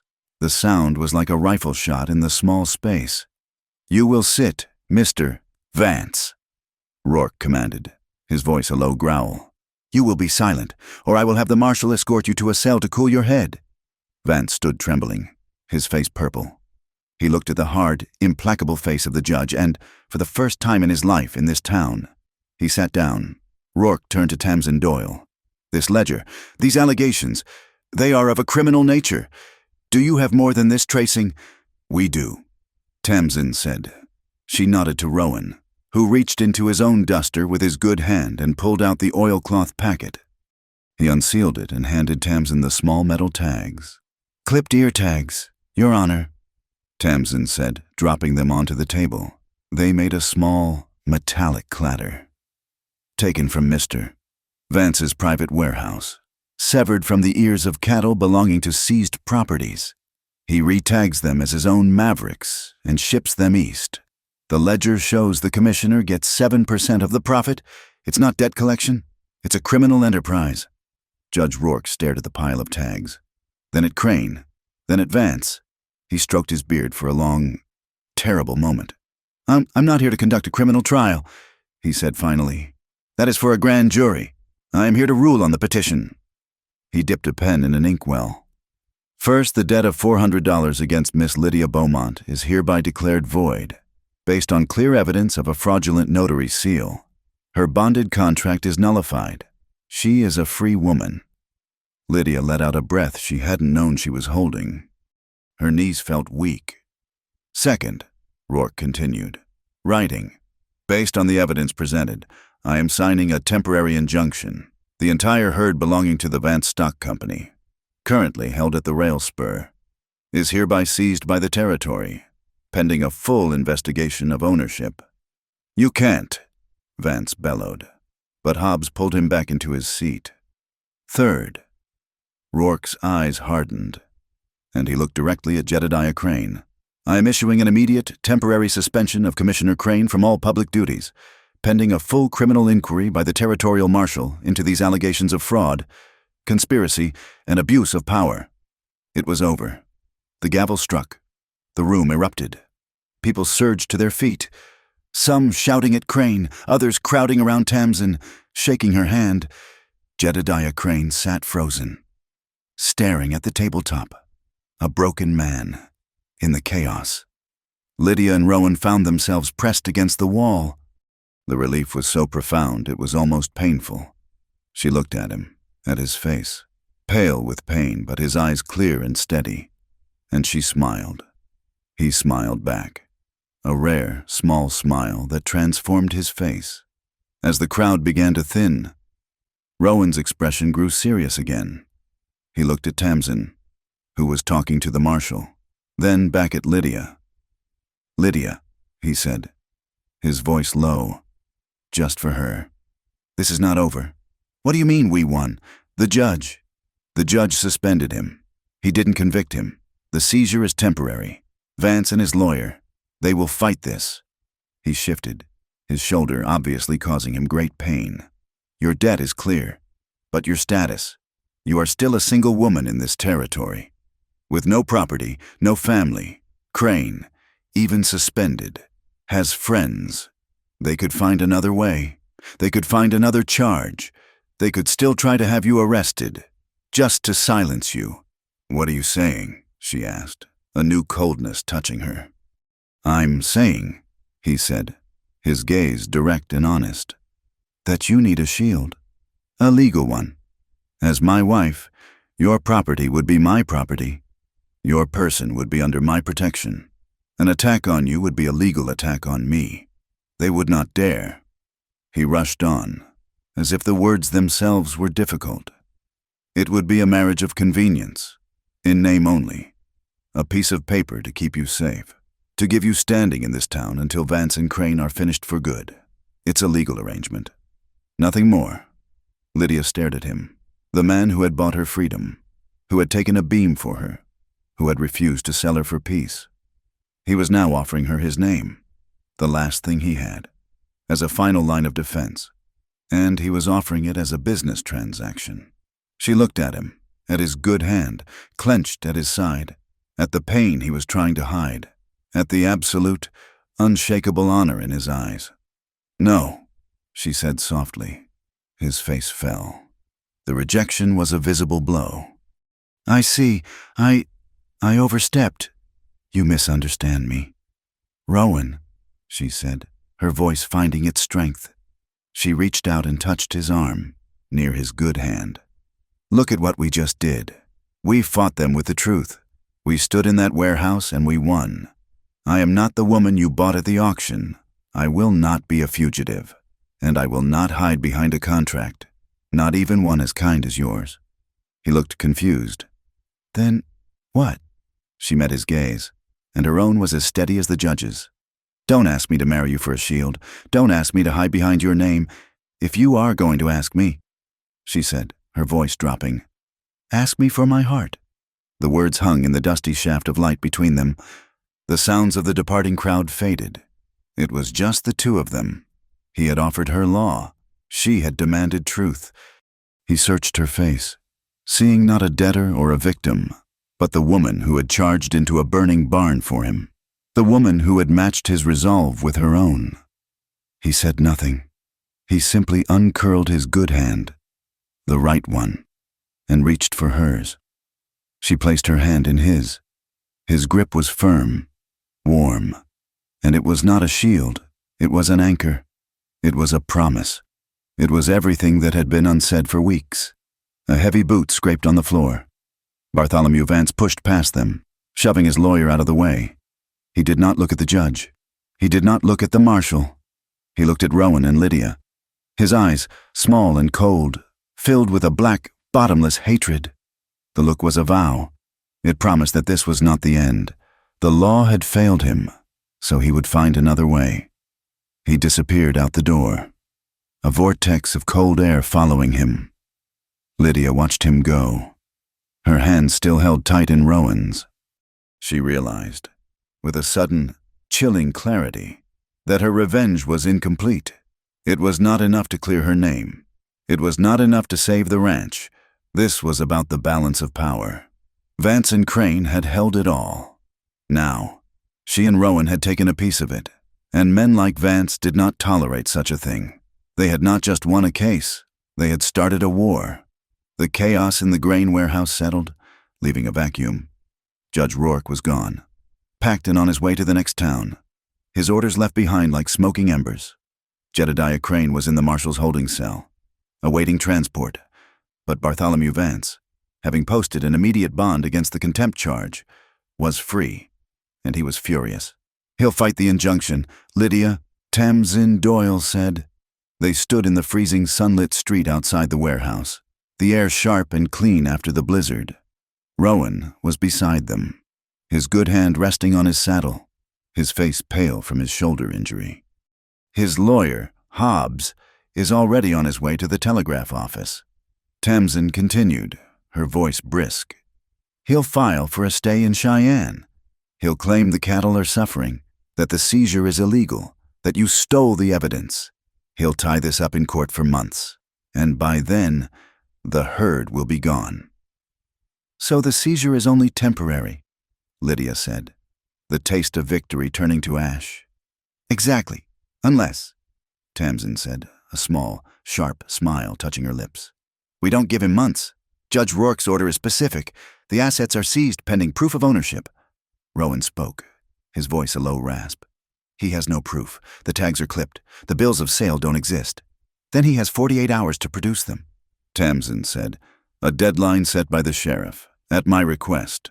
When he fails, the sheriff is legally empowered, obligated to liquidate the assets to pay for the cost of holding them, the feed, the guards, the yard fees. Lydia looked from Tamsin to the auction yard, still visible at the end of the street, the platform where she had been sold. We force a sale, she whispered, the plan forming, cold and precise. A public auction, Tamsin affirmed. But he'll just buy them back, Rowan countered. He'll use his own money, buy his whole herd for pennies, and his books will be clean. No, Lydia said, her voice hardening. He won't, because he won't be the only one bidding. She looked at Rowan. We need to see the other ranchers, the ones from the Ledger, Henley, Porter, Sisk, the ones who lost everything to him. We need to hold a meeting. Tonight. That evening, the back room of the general store was packed. It was a meeting of ghosts men who had been broken by Vance and Crane, men who hadn't looked their neighbors in the eye for years. They were farmers, ranchers, homesteaders, all bound by the shared trauma of foreclosure and fraudulent debt. They were terrified. He'll burn us out, Mr. Henley, a man with haunted eyes, said, twisting his hat in his hands. He already burned Pike's barn. He'll do the same to us. We can't fight him. He burned Rowan, Lydia said, stepping into the center of the lamplight. Because Rowan stood alone. He cannot burn all of us, not if we stand together. She unrolled the carbon copy of the ledger. He stole your land. He stole your cattle. Tomorrow, those same cattle are for sale. He thinks he will buy them back. He thinks you are too poor and too scared to bid against him. She paused, letting the silence settle. And you are, but you are not bidding against him. You are bidding together. We form a single purchasing coalition. We pool our money. We set the price. We will buy his entire empire, your cattle, for pennies on the dollar. We will not be victims. We will be the bank. Rowan, standing in the back, his arm in its sling, spoke one sentence. I stand with her. The fear in the room did not vanish, but something new rose to meet it. Resolve. The next morning, Sable Creek felt like a holiday. The blizzard had passed, leaving the world scoured clean, bright white under a painful blue sky. The town had not come for a hanging. They had come for a reckoning. Rowan, along with his hired hands Ebb and Charlie, and 24 other ranchers from the coalition, had spent the morning moving the seized herd. It was a massive undertaking. Hundreds of head of prime cattle, Vance's entire laundered stock, were driven into the town's central auction pens. At the entrance to the yard stood Sheriff Nathan Pritchard.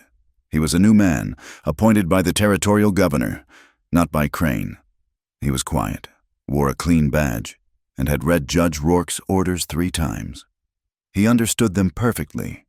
The auction was set for 10 o'clock. Silas Croft, the town's usual auctioneer, was nowhere to be found. A rumor circulated that he had taken a sudden, urgent trip to Laramie. He's been bought, Tamsin Doyle muttered to Lydia. Or intimidated. It doesn't matter. She strode to the platform, the same platform where Lydia had been sold, and climbed the steps. Citizens of Sable Creek. Tamsin's voice was sharp, cutting through the festive murmur. By the authority of the Territorial Court and Judge Ezekiel Rourke, the assets of the Vance Stock Company, having failed to be proven as lawfully owned, are hereby forfeit for public liquidation. A cheer went up. This proceeding, Tamsin continued, requires a legal administrator. I'm appointing Miss Lydia Beaumont to conduct the sale. A second, more uncertain murmur rippled through the crowd. Lydia, the woman who had been on the block, was now going to run it. Lydia walked through the crowd. They parted for her. She climbed the steps, her boots firm on the wood. She stood where Silas Croft had stood. She looked out at the sea of faces, at the men who had watched her humiliation. Tamsin handed her the gavel, and she handed her the carbon copy of the ledger. Lydia held the paper up. The yard went silent. Before we begin, she said, her voice clear, amplified by the cold, thin air, I want everyone here to know why we are holding this sale. We are here because of a crime summarized in this book. She read the line, her voice ringing with cold fury. Percentage for Commissioner, 7%. A low, animal growl rose from the crowd. Men turned to look at the marshal's office, where Crane was held. The mood shifted from festive to righteous. This is illegal. The voice was a bellow. Bartholomew Vance shoved his way through the crowd, his face a mask of purple rage. His lawyer, Hobbs, trailed nervously behind him. 2 of his hired thugs flanked him, their hands on their holsters. This is theft. You are stealing my property. Vance roared, moving toward the platform. Sheriff Pritchard stepped in front of him. He did not draw his weapon. He simply stood there. Mr. Vance, Pritchard said, his voice calm but carrying. You are welcome to bid, but I have a sealed order from Judge Rourke. It states that any man, by name or by proxy, who interferes with this legal proceeding will be arrested for contempt of court. And you, sir, have already used your bond. He tapped the badge on his chest. I will enforce the law. Stand aside. Vance's thugs looked at the sheriff, then at the crowd, which was now openly hostile. All eyes on them. They hesitated. Vance, trapped between the law and the mob, trembled with a rage he could not unleash. He was forced to stand by and watch. Lydia looked at him. Their eyes met. His were full of murder. Hers were as cold as the iron gavel in her hand. She turned to the crowd.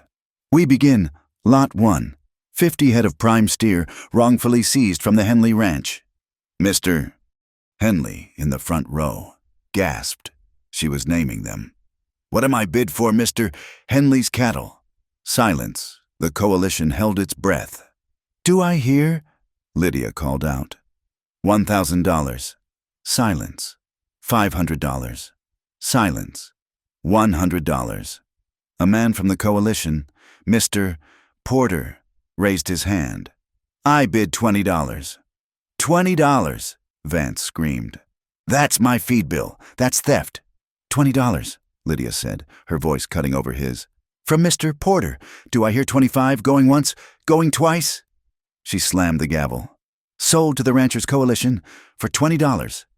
A stunned silence, then a wave of laughter and cheers. Lot 2, Lydia cried. 40 head, taken from the Sisk homestead. $10, someone yelled. Sold for $10. It was a bloodbath.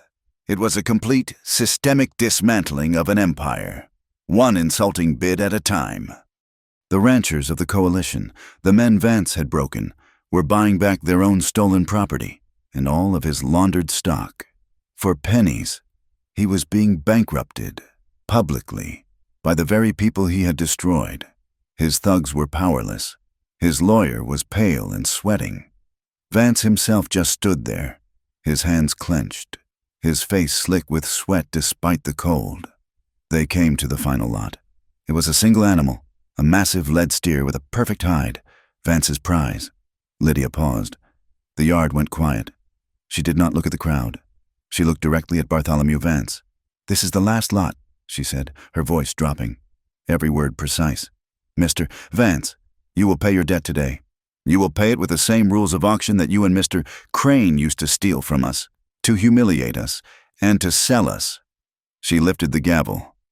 What am I bid? Rowan Pike stepped forward. His left arm was still bound, his face grim. He raised his good right hand. $1, he said. Lydia's gaze did not flicker from Vance. I have a bid for $1. Going once, going twice. Vance looked like he was about to have a seizure. He opened his mouth, but only a choked sound came out. Lydia slammed the gavel. The sound cracked through the valley. Sold to Mr. Rowan Pike for $1 to be held as permanent evidence. The yard exploded. Men threw their hats in the air. The coalition was cheering, laughing, clapping each other on the back. It was over. He was broken. Bartholomew Vance stood in the middle of the celebration, a statue of pure hatred. He pushed his lawyer aside. He shoved Mr. Henley to the ground. He walked until he was 10 feet from the platform, staring up at Lydia and Rowan, who had come to stand beside her. You think this is over? He screamed, his voice raw, cracking with a terrifying promise. You think you've won the laws for cowards? I will take it all back. I will take everything from you tonight. He turned and stormed away, his men following in his wake, leaving a trail of dead silence where the celebration had been. The victory at the auction yard was a brittle thing, shattering as the sun went down. The celebration in town was loud, but it felt hollow, temporary. Vance's final threat tonight hung over Sable Creek like the smell of an electrical storm. Lydia declined the offers of a room at the small hotel. She would stay with Tamsin Doyle, who had taken a temporary office above the general store. Rowan, his shoulder agonizing, had been taken in by the blacksmith to have his wound properly dressed by the town doctor. They were separated, just for an hour. It was all the time Vance needed. Night fell not as a blanket, but as a predator. The temperature dropped. The wind, which had been clean and sharp, turned heavy and wet. A cold, driving rain began to sluice the snow-clogged streets, turning the world to mud and misery. Lydia was packing Tamsin's legal satchel, preparing to take it to the hotel for safekeeping, when the door to the office splintered, exploding inward. It wasn't a knock. It was an invasion. Two of Vance's men, the same thugs from the auction, filled the doorway. Before Lydia could scream, a heavy, oil-soaked rag was clamped over her mouth. She fought, her heels drumming on the floorboards, her fingers clawing at the man's arm, but she was exhausted, and they were desperate. A second man grabbed her ankles. She was bundled, stolen, and dragged out the back alley, her muffled cries lost in the rising shriek of the wind. She was thrown onto a horse, her hands tied to the saddle horn, and they rode out of town, hard. They left the lights of Sable Creek behind, plunging into the blackness of the canyon. The ride was a nightmare of stumbling hoof falls, stinging rain, and the roar of the wind. They were climbing. She recognized the route, the sharp scent of pine and wet granite. They were heading for the railroad line. They were heading for Raven Trestle. The trestle was a skeletal monument to hubris, a massive wooden bridge spanning the deep, black chasm of the Raven River. It was built for trains, a spider web of thick beams and railroad ties slick with rain. 100 feet below, the river, swollen with melted snow, roared over boulders. Bartholomew Vance was waiting for them, a lantern held high, its yellow light a sick beacon in the downpour. His face, lit from below, was a mask of insanity. He was soaked to the skin, his expensive suit ruined, his hair plastered to his skull. "Get her off the horse," he snarled. Lydia was dragged down, her boots slipping in the mud. Vance grabbed her by the arm, his fingers digging in like talons. He dragged her out onto the trestle. The world dissolved. There was no ground, only the narrow, wet planking of the walkway beside the rails. The wind tried to peel her from the bridge, a physical, malicious force that screamed in her ears. The rain felt like tiny needles. Vance shoved her forward, past the point of no return, to the very center of the span. "You!" he spat, his voice nearly ripped away by the gale. "You and your rancher. You think you won, you took my herd. You took my name." He held up a heavy leather satchel. Lydia's blood went cold. It was Jedediah Crane's black ledger, the original. "I paid the deputy $500 to lose this from the evidence room," Vance bellowed, his laughter a raw bark. "This is the only thing that matters, and you are the only one who can read it." He dragged her to the absolute edge of the ties. There was nothing below but 100 feet of screaming, black air and the white foam of the river. He pressed her face toward the void. "Here is the deal, Miss Beaumont," he shouted into her ear. "I have a retraction, a piece of paper that says you lied, that you forged the evidence, that you burned Pike's barn. You will sign it." "My hands are tied," she screamed back, the words tasting of rain. "I know." He shoved another document at her, a single sheet protected by oilcloth. "And here is the ledger. I will untie your hands. You will sign the paper. Then I will give you the honor of burning this book. You will drop it into that river. Burn the ledger, and I'll set you free." It was a liar's promise. She knew if she signed it, or if she burned it, she would follow it into the ravine. I can't," she stammered, letting her body go limp, a pantomime of terror. I'm too afraid. Please, I'll do what you want." "Good," he grunted, a flicker of triumph in his mad eyes. He needed her compliance. He needed her signature. He shoved her against one of the thick vertical beams, shielding them momentarily from the worst of the wind. He pulled a knife.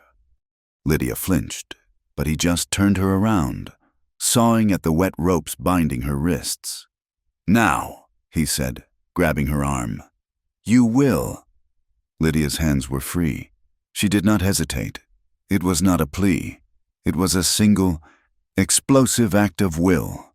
She spun, not away from him, but into him, driving her shoulder hard into his diaphragm. Vance let out a sharp oof of surprise, the air forced from his lungs. He stumbled back, his boot catching on the rail. In that 1 second of imbalance, Lydia's hand shot down, not to her wrists, but to the hem of her own heavy wool skirt. Tucked into the garter just above her knee was the small skinning knife she had put there after Vance's threat. She ripped it free. The man who had grabbed her, the one who had broken Rowan's window, lunged, his eyes wide. "Vance, the bitch!" Lydia didn't turn.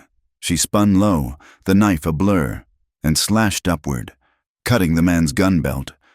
He roared, grabbing at his stomach, and in the same motion, she rose, pivoting on her heel, and drove her boot into his chest. He was off balance. The wind caught him. He grabbed for a railing that wasn't there. He simply vanished, a scream swallowed by the storm. Vance, recovering, stared in disbelief. He had lost the ledger. It had fallen to the planks when she struck him. "Now!" He snarled and lunged. Not for her, but for the satchel. At that exact moment, a sound split the night, a sound deeper and more powerful than the wind, a long, mournful blast from a steam whistle. It was the midnight freight train, and it was close, far below, at the base of the ravine. 2 riders burst from the trees. Rowan, his face a white mask of fury, was in the lead, his good arm clamped to the reins. Sheriff Pritchard was right behind him, a rifle in his hand. They had followed the torches. "Lydia!" Rowan bellowed, seeing the silhouettes fighting on the trestle above. Vance grabbed the ledger bag. The train whistle blasted again. Closer, the sound echoing off the canyon walls. Lydia saw Rowan below. She saw Vance. She saw the bag. She made her choice. She did not try to grab the bag. She kicked it. She kicked the heavy leather satchel with all her strength. It sailed off the edge of the trestle, arcing out, tumbling end over end into the blackness. Vance roared, an animal sound of pure loss, and lunged for her. Below, Rowan acted. He was not a savior. He was a partner. He saw the bag falling. He spurred his horse, the animal leaping over the rocks, directly under the trestle. Rowan did not stop. He rose in the stirrups, leaning far out of the saddle with his one good arm, like a ranger snatching a hat from the ground at a full gallop. His fingers closed on the leather strap. The bag snapped taut, nearly pulling him from the horse. But he held on. He had it. He had the proof. On the bridge. Vance saw it. He saw the bag in Rowan's hand. He saw Lydia standing defiant, her small knife gripped in her hand. He saw the single bright headlight of the train rounding the bend. He had lost. He pulled his revolver. The metal gleamed in the rain. "If I can't have it," he screamed. "No one will." He leveled the gun at Lydia. Crack! A flash of brilliant white light split the sky. A clap of thunder, simultaneous with the train's headlight, illuminated the entire canyon as bright as day. In that frozen, silent instant of light, Vance's body jerked. He stared stupidly at his right hand. The gun was gone. His wrist was a red ruin. Below, Sheriff Pritchard lowered his rifle, the barrel still smoking. Vance howled, a high, thin sound of pain and defeat. He clutched his shattered wrist. The train was on them. Its whistle was a continuous, deafening shriek. Lydia threw herself flat against the walkway as the massive engine roared past. A churning, thundering god of iron and steam, shaking the very foundations of the bridge. The wind of its passage almost pulled her loose. Then it was gone, its red tail lights disappearing into the rain. The silence that fell was shocking. There was only the rain, the river, and Vance, sobbing on the tracks. Deputies, who had climbed the ravine path, swarmed the trestle, their lanterns bobbing. The metallic, final click-click-click of handcuffs being ratcheted tight was the only sound. Lydia stayed where she was, on her knees, the rain plastering her hair to her face, her whole body shaking in a violent, uncontrollable tremor. The knife fell from her numb fingers, clattering on the wood. She felt a presence. Rowan had climbed the trestle. He stood in front of her, his face streaked with rain and mud, his good arm hanging at his side. He was breathing as hard as she was. He said nothing. He simply shrugged out of his heavy wool duster, a clumsy, one-armed movement, and wrapped it around her shoulders. It was heavy, warm, and smelled of him, of leather and pine and safety. He knelt in front of her. His large, calloused hand found hers. He didn't pat it. He didn't stroke it. He just gripped it, his fingers locking with hers. An ironclad promise. The townsfolk were arriving. A long line of bobbing lanterns winding up the path from Sable Creek. They had heard the shot, seen the train stop. They reached the trestle and saw the scene Vance, held by 2 deputies, bleeding and broken. Lydia, alive, wrapped in Rowan's coat. A low murmur rippled through the crowd. Then, one person, Mr. Henley, started to clap. It was followed by another and another, until a wave of cheering rose from the ravine, a sound of profound relief that mixed with the steady drumming of the rain. Lydia stood, Rowan's hand still holding hers, helping her rise. She looked at the faces in the lantern light, the people she had saved, the community she had forged. She turned to Rowan, her eyes clear and exhausted, meeting his. "We did it," she said, her voice a raw whisper. "We did it, with truth and with courage." At the edge of the crowd, unnoticed by the cheering mob, a second set of handcuffs was being used. Jedediah Crane, his face gray and empty, was silently led by the marshal to a dark, waiting county wagon. The rain was over. The ride back from Raven Trestle was a silent pilgrimage. The town, ecstatic and relieved, had wanted to celebrate them, to carry them on their shoulders. But Sheriff Pritchard had seen their faces, the bone-deep exhaustion, the shock, the way Lydia was trembling in Rowan's coat, the way Rowan's good hand never left her arm. He had cleared a path for them, and they had taken their horses, disappearing into the lingering rain.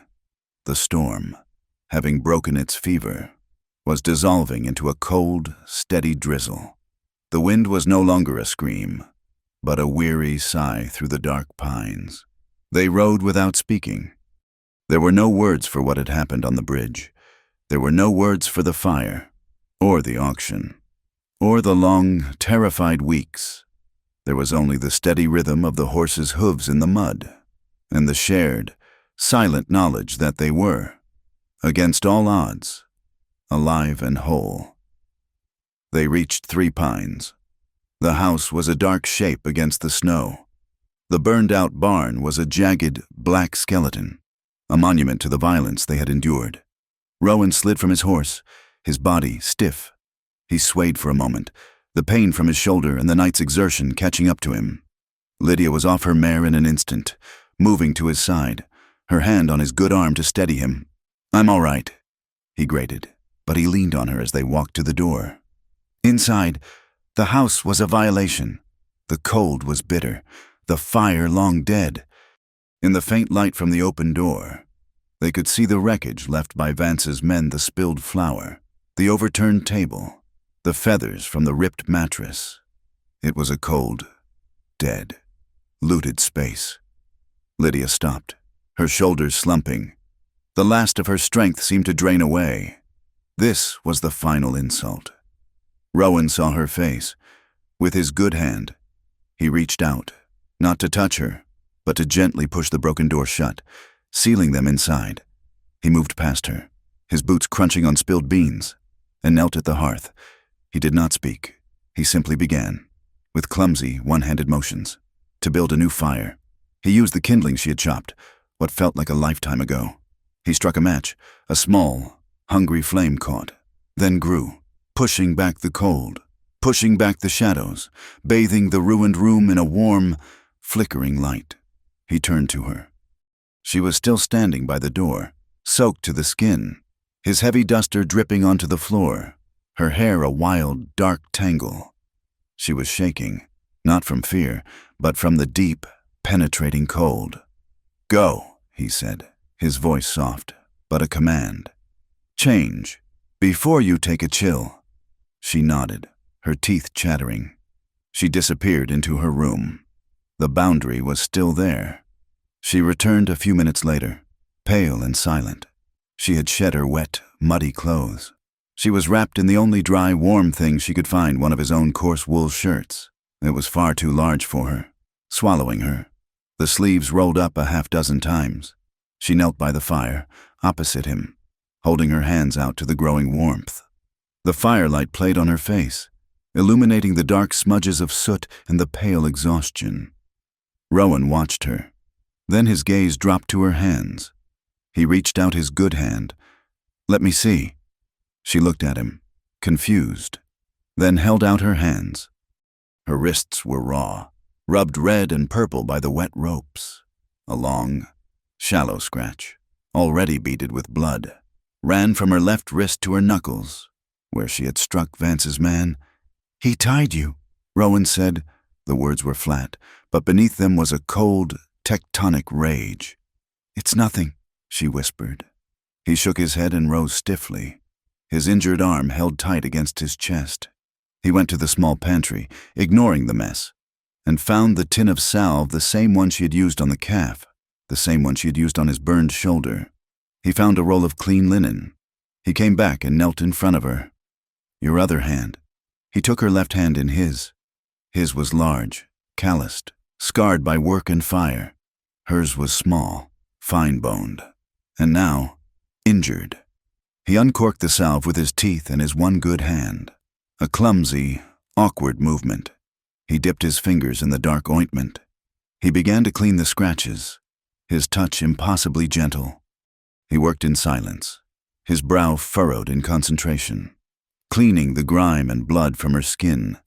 The only sounds were the crackle of the fire and the steady, quiet drum of the rain, which was finally easing on the roof.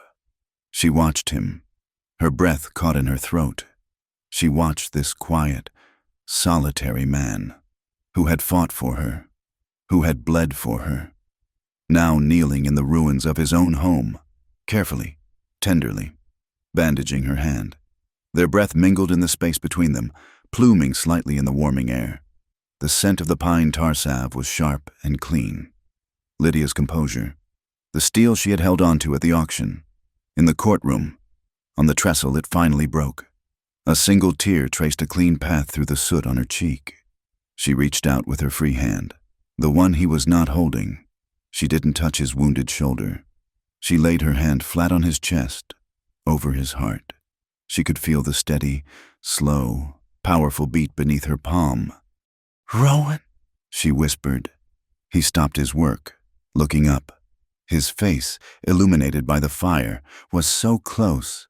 The gray of his eyes was dark, soft.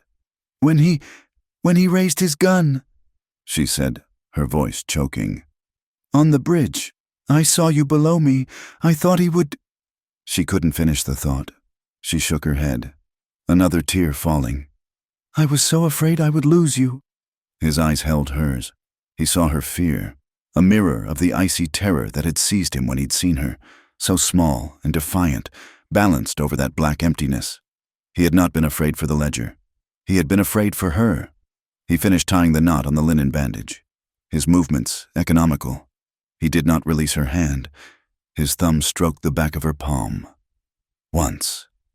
"He didn't," Rowan said, his voice a low, rough murmur. "We're here." He leaned forward, slowly. It was not a lunge. It was a question. A movement so deliberate she had a lifetime to pull away. His gaze dropped from her eyes to her mouth. She did not pull away. She leaned into the promise, her eyes fluttering shut. His lips touched hers. It was not the desperate, affirming kiss from the night of the fire. This was something else. It was soft, hesitant, full of a reverence that bordered on pain. It tasted of wood smoke and the cold rain that still clung to his skin. It was a kiss of arrival, a kiss that said, "You are safe. We are home." He pulled back, just an inch, his forehead resting against hers. His breath was warm on her lips. His good hand, the one that had held hers, moved. It slid up her arm, over the rough wool of his own shirt, to her neck, his fingers tangled in her damp hair, which was slowly drying in the heat of the fire, beginning to curl. "Lydia," he whispered, as if the name itself was a prayer. Her free hand, the one on his chest, slid up, her fingers tracing the line of his jaw. She felt the rough stubble, the warmth of his skin. This was her answer. He kissed her again. This time, there was no hesitation. This time, it was a release, a dam of weeks of unspoken terror and unspoken need finally breaking. It was deep and slow and searching. It was the taste of survival.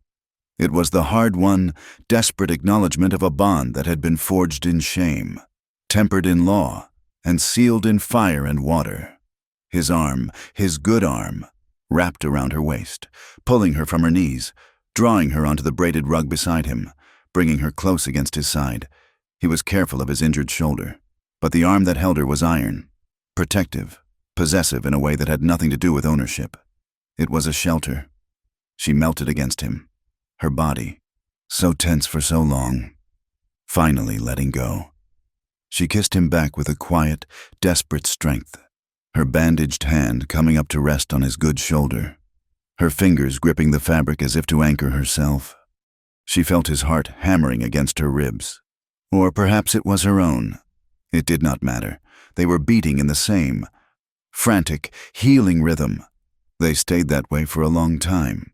The world reduced to the circle of firelight, their breathing, and the steady, beating hearts. Finally, He rested his cheek against the top of her damp hair. "In the warehouse," he said, his voice a low rumble in his chest. "I offered you a contract, a shield."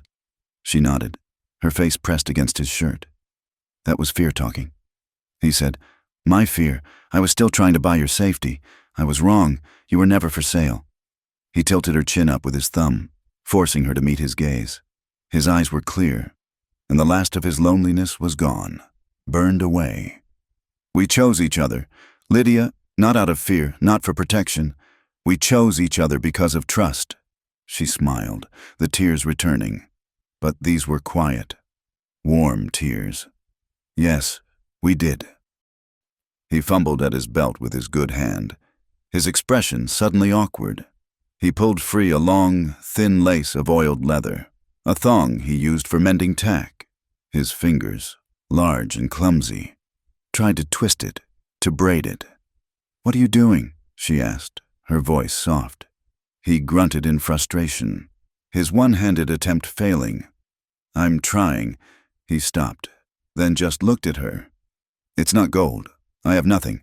Vance and Crane. They took my barn, my herd. They took nothing that matters," she said fiercely. He looked at the leather lace, then back at her. "It's a promise that what we built here, in this house, is real." Lydia smiled, her heart feeling too large for her chest. She held out her left hand, the one with the fresh white bandage. His fingers worked the leather, tying a simple, strong knot, a frontiersman's knot, around her wrist. It lay stark and dark against the linen bandage and her pale skin. It was not a ring of ownership. It was a bond of partnership. She looked at it, then at him. They sat together on the rug, his good arm around her, her head resting on his good shoulder. Their hands, her bandaged one and his strong one, were laced together in her lap, resting on the rough wool of his shirt.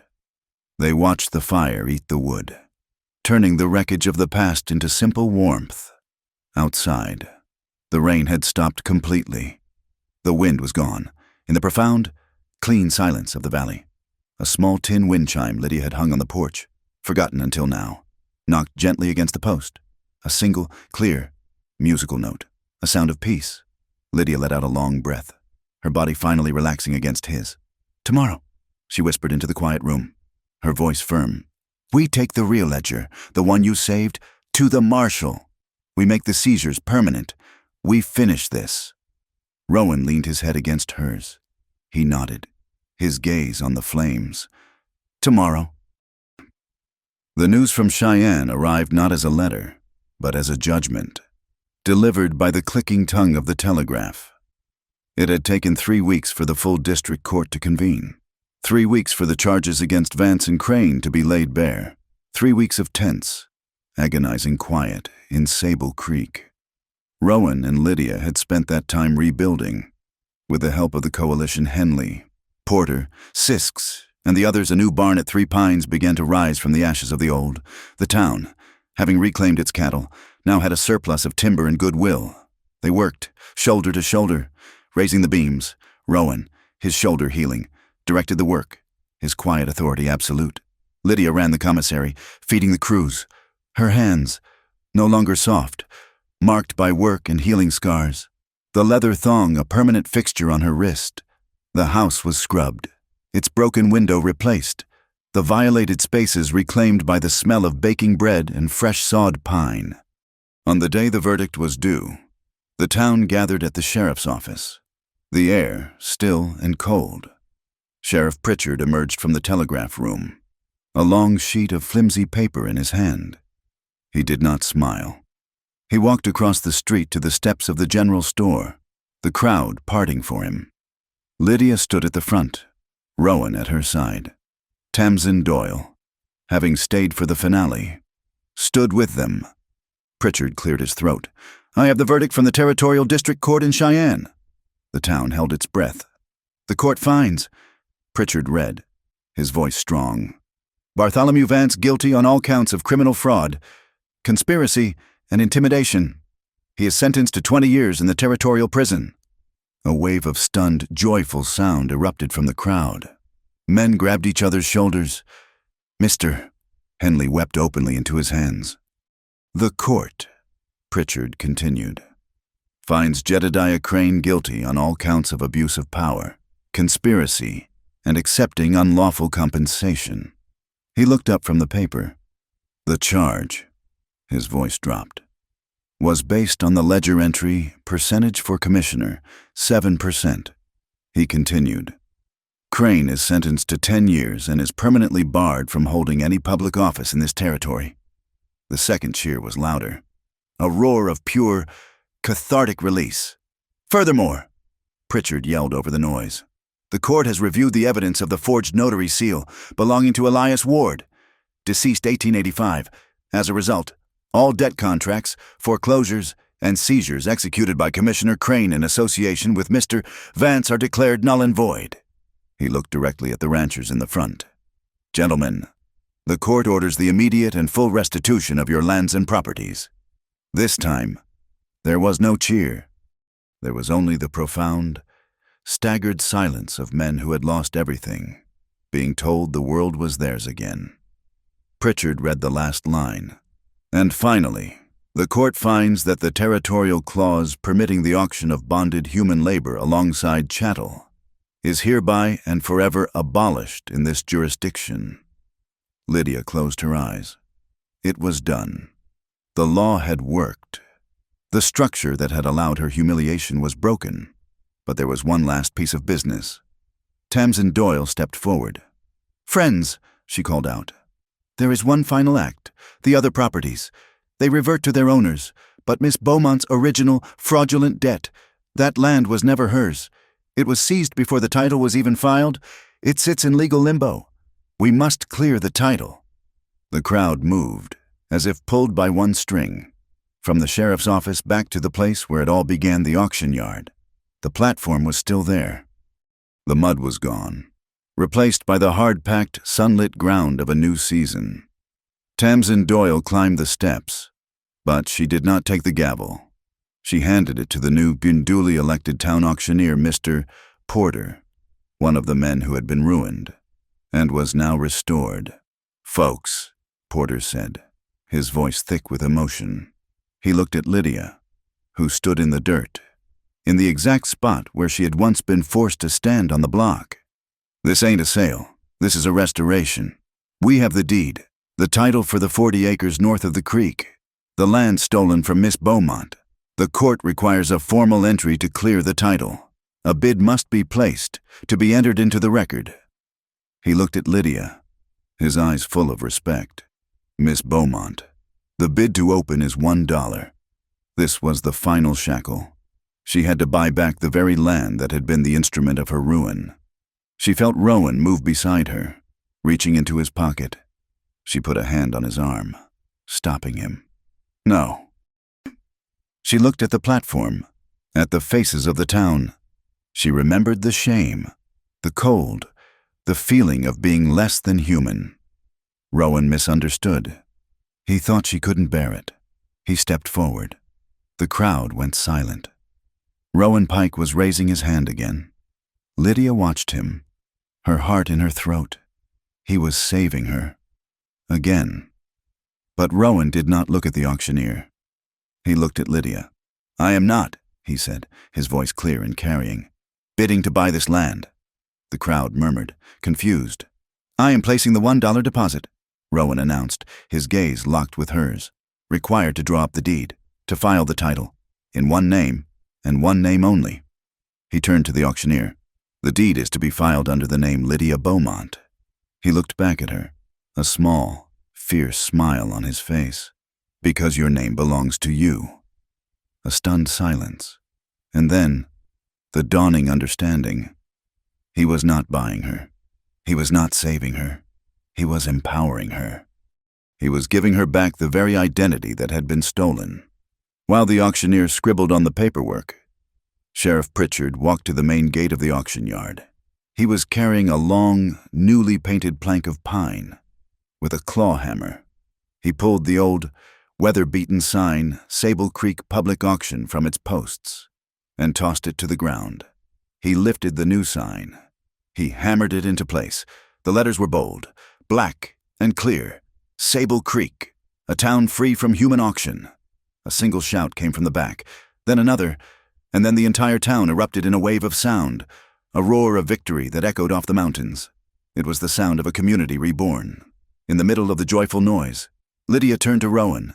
The wind caught her hair. Her eyes were shining, not with tears of shame, but with a light so bright it was almost painful. "Rowan," she said, her voice a whisper only he could hear. "That day, that first day, if you hadn't raised your hand." He shook his head, his good hand finding hers, the leather thong brushing against his knuckles. "It doesn't matter," he said, his voice rough, "because today, in front of everyone, you raised your own." The cheer was beginning to subside. Rowan did not let go of her hand. He did not let the moment pass. He stood before her, in the shadow of the platform, surrounded by the community they had helped to save. He did not kneel. He did not offer a ring he did not have. He offered only the truth. "Lydia Beaumont," he said, his voice quiet, but carrying in the sudden hush. "You told me not to ask for a shield. You told me to ask for your heart." He looked down at their joined hands, then back at her face. "I'm asking for all of it. For your strength, for your fire, and for your heart. I am asking you to build a life with me, to finish that barn, to make Three Pines our home. I am asking you to marry me." The town of Sable Creek held its breath. Lydia looked at this man. The man who had seen her value when she was priced as cattle. The man who had taken a burning beam for her. The man who had just given her back her name. She said nothing. She simply raised her other hand, the one with the white bandage and the dark leather lace, and placed it over his, covering his hand, enclosing it, a silent, absolute, and public yes. On the platform, Tamsin Doyle, who had been watching with a rare, bright smile, leaned over and whispered to Mr. Porter, "Porter," his own eyes wet with tears. Understood. He lifted the gavel. He looked at Rowan and Lydia, at their hands clasped together. He slammed the gavel down onto the block. "Sold!" The crack of the wood echoed through the yard, that terrible final sound of ownership. But this time, it was not a condemnation. It was a consecration. The sound of the gavel was instantly swallowed by the greatest cheer the valley had ever heard. It was the sound of joy, of justice, of a future being built. Tamsin Doyle stepped down and handed Lydia the freshly signed deed. Lydia took the paper, her name. Rowan placed his hand over hers, his fingers covering her own, their hands clasped together on the deed of her land. And in that moment, the world of Sable Creek faded. There was only the feeling of their hands, his rough, hers healing, joined on the promise of the future. In the distance, beyond the cheering town, the high, snow-capped peaks of the territory stood silent, watching, the vast, open grassland waiting. The West did not grant justice. It was not a gift given by the mountains or the sky. It was a thing you built, plank by plank, nail by nail. Like a new barn rising from the ashes, it was a thing you built together. Thank you for listening to this story. I'd surely love to know where you're all tuning in from, so drop a comment below and share your thoughts. Be sure to subscribe to the channel. Wild West Stories 1850 like this video. And if you want to help this story be heard by more folks, hit that hype button to support us.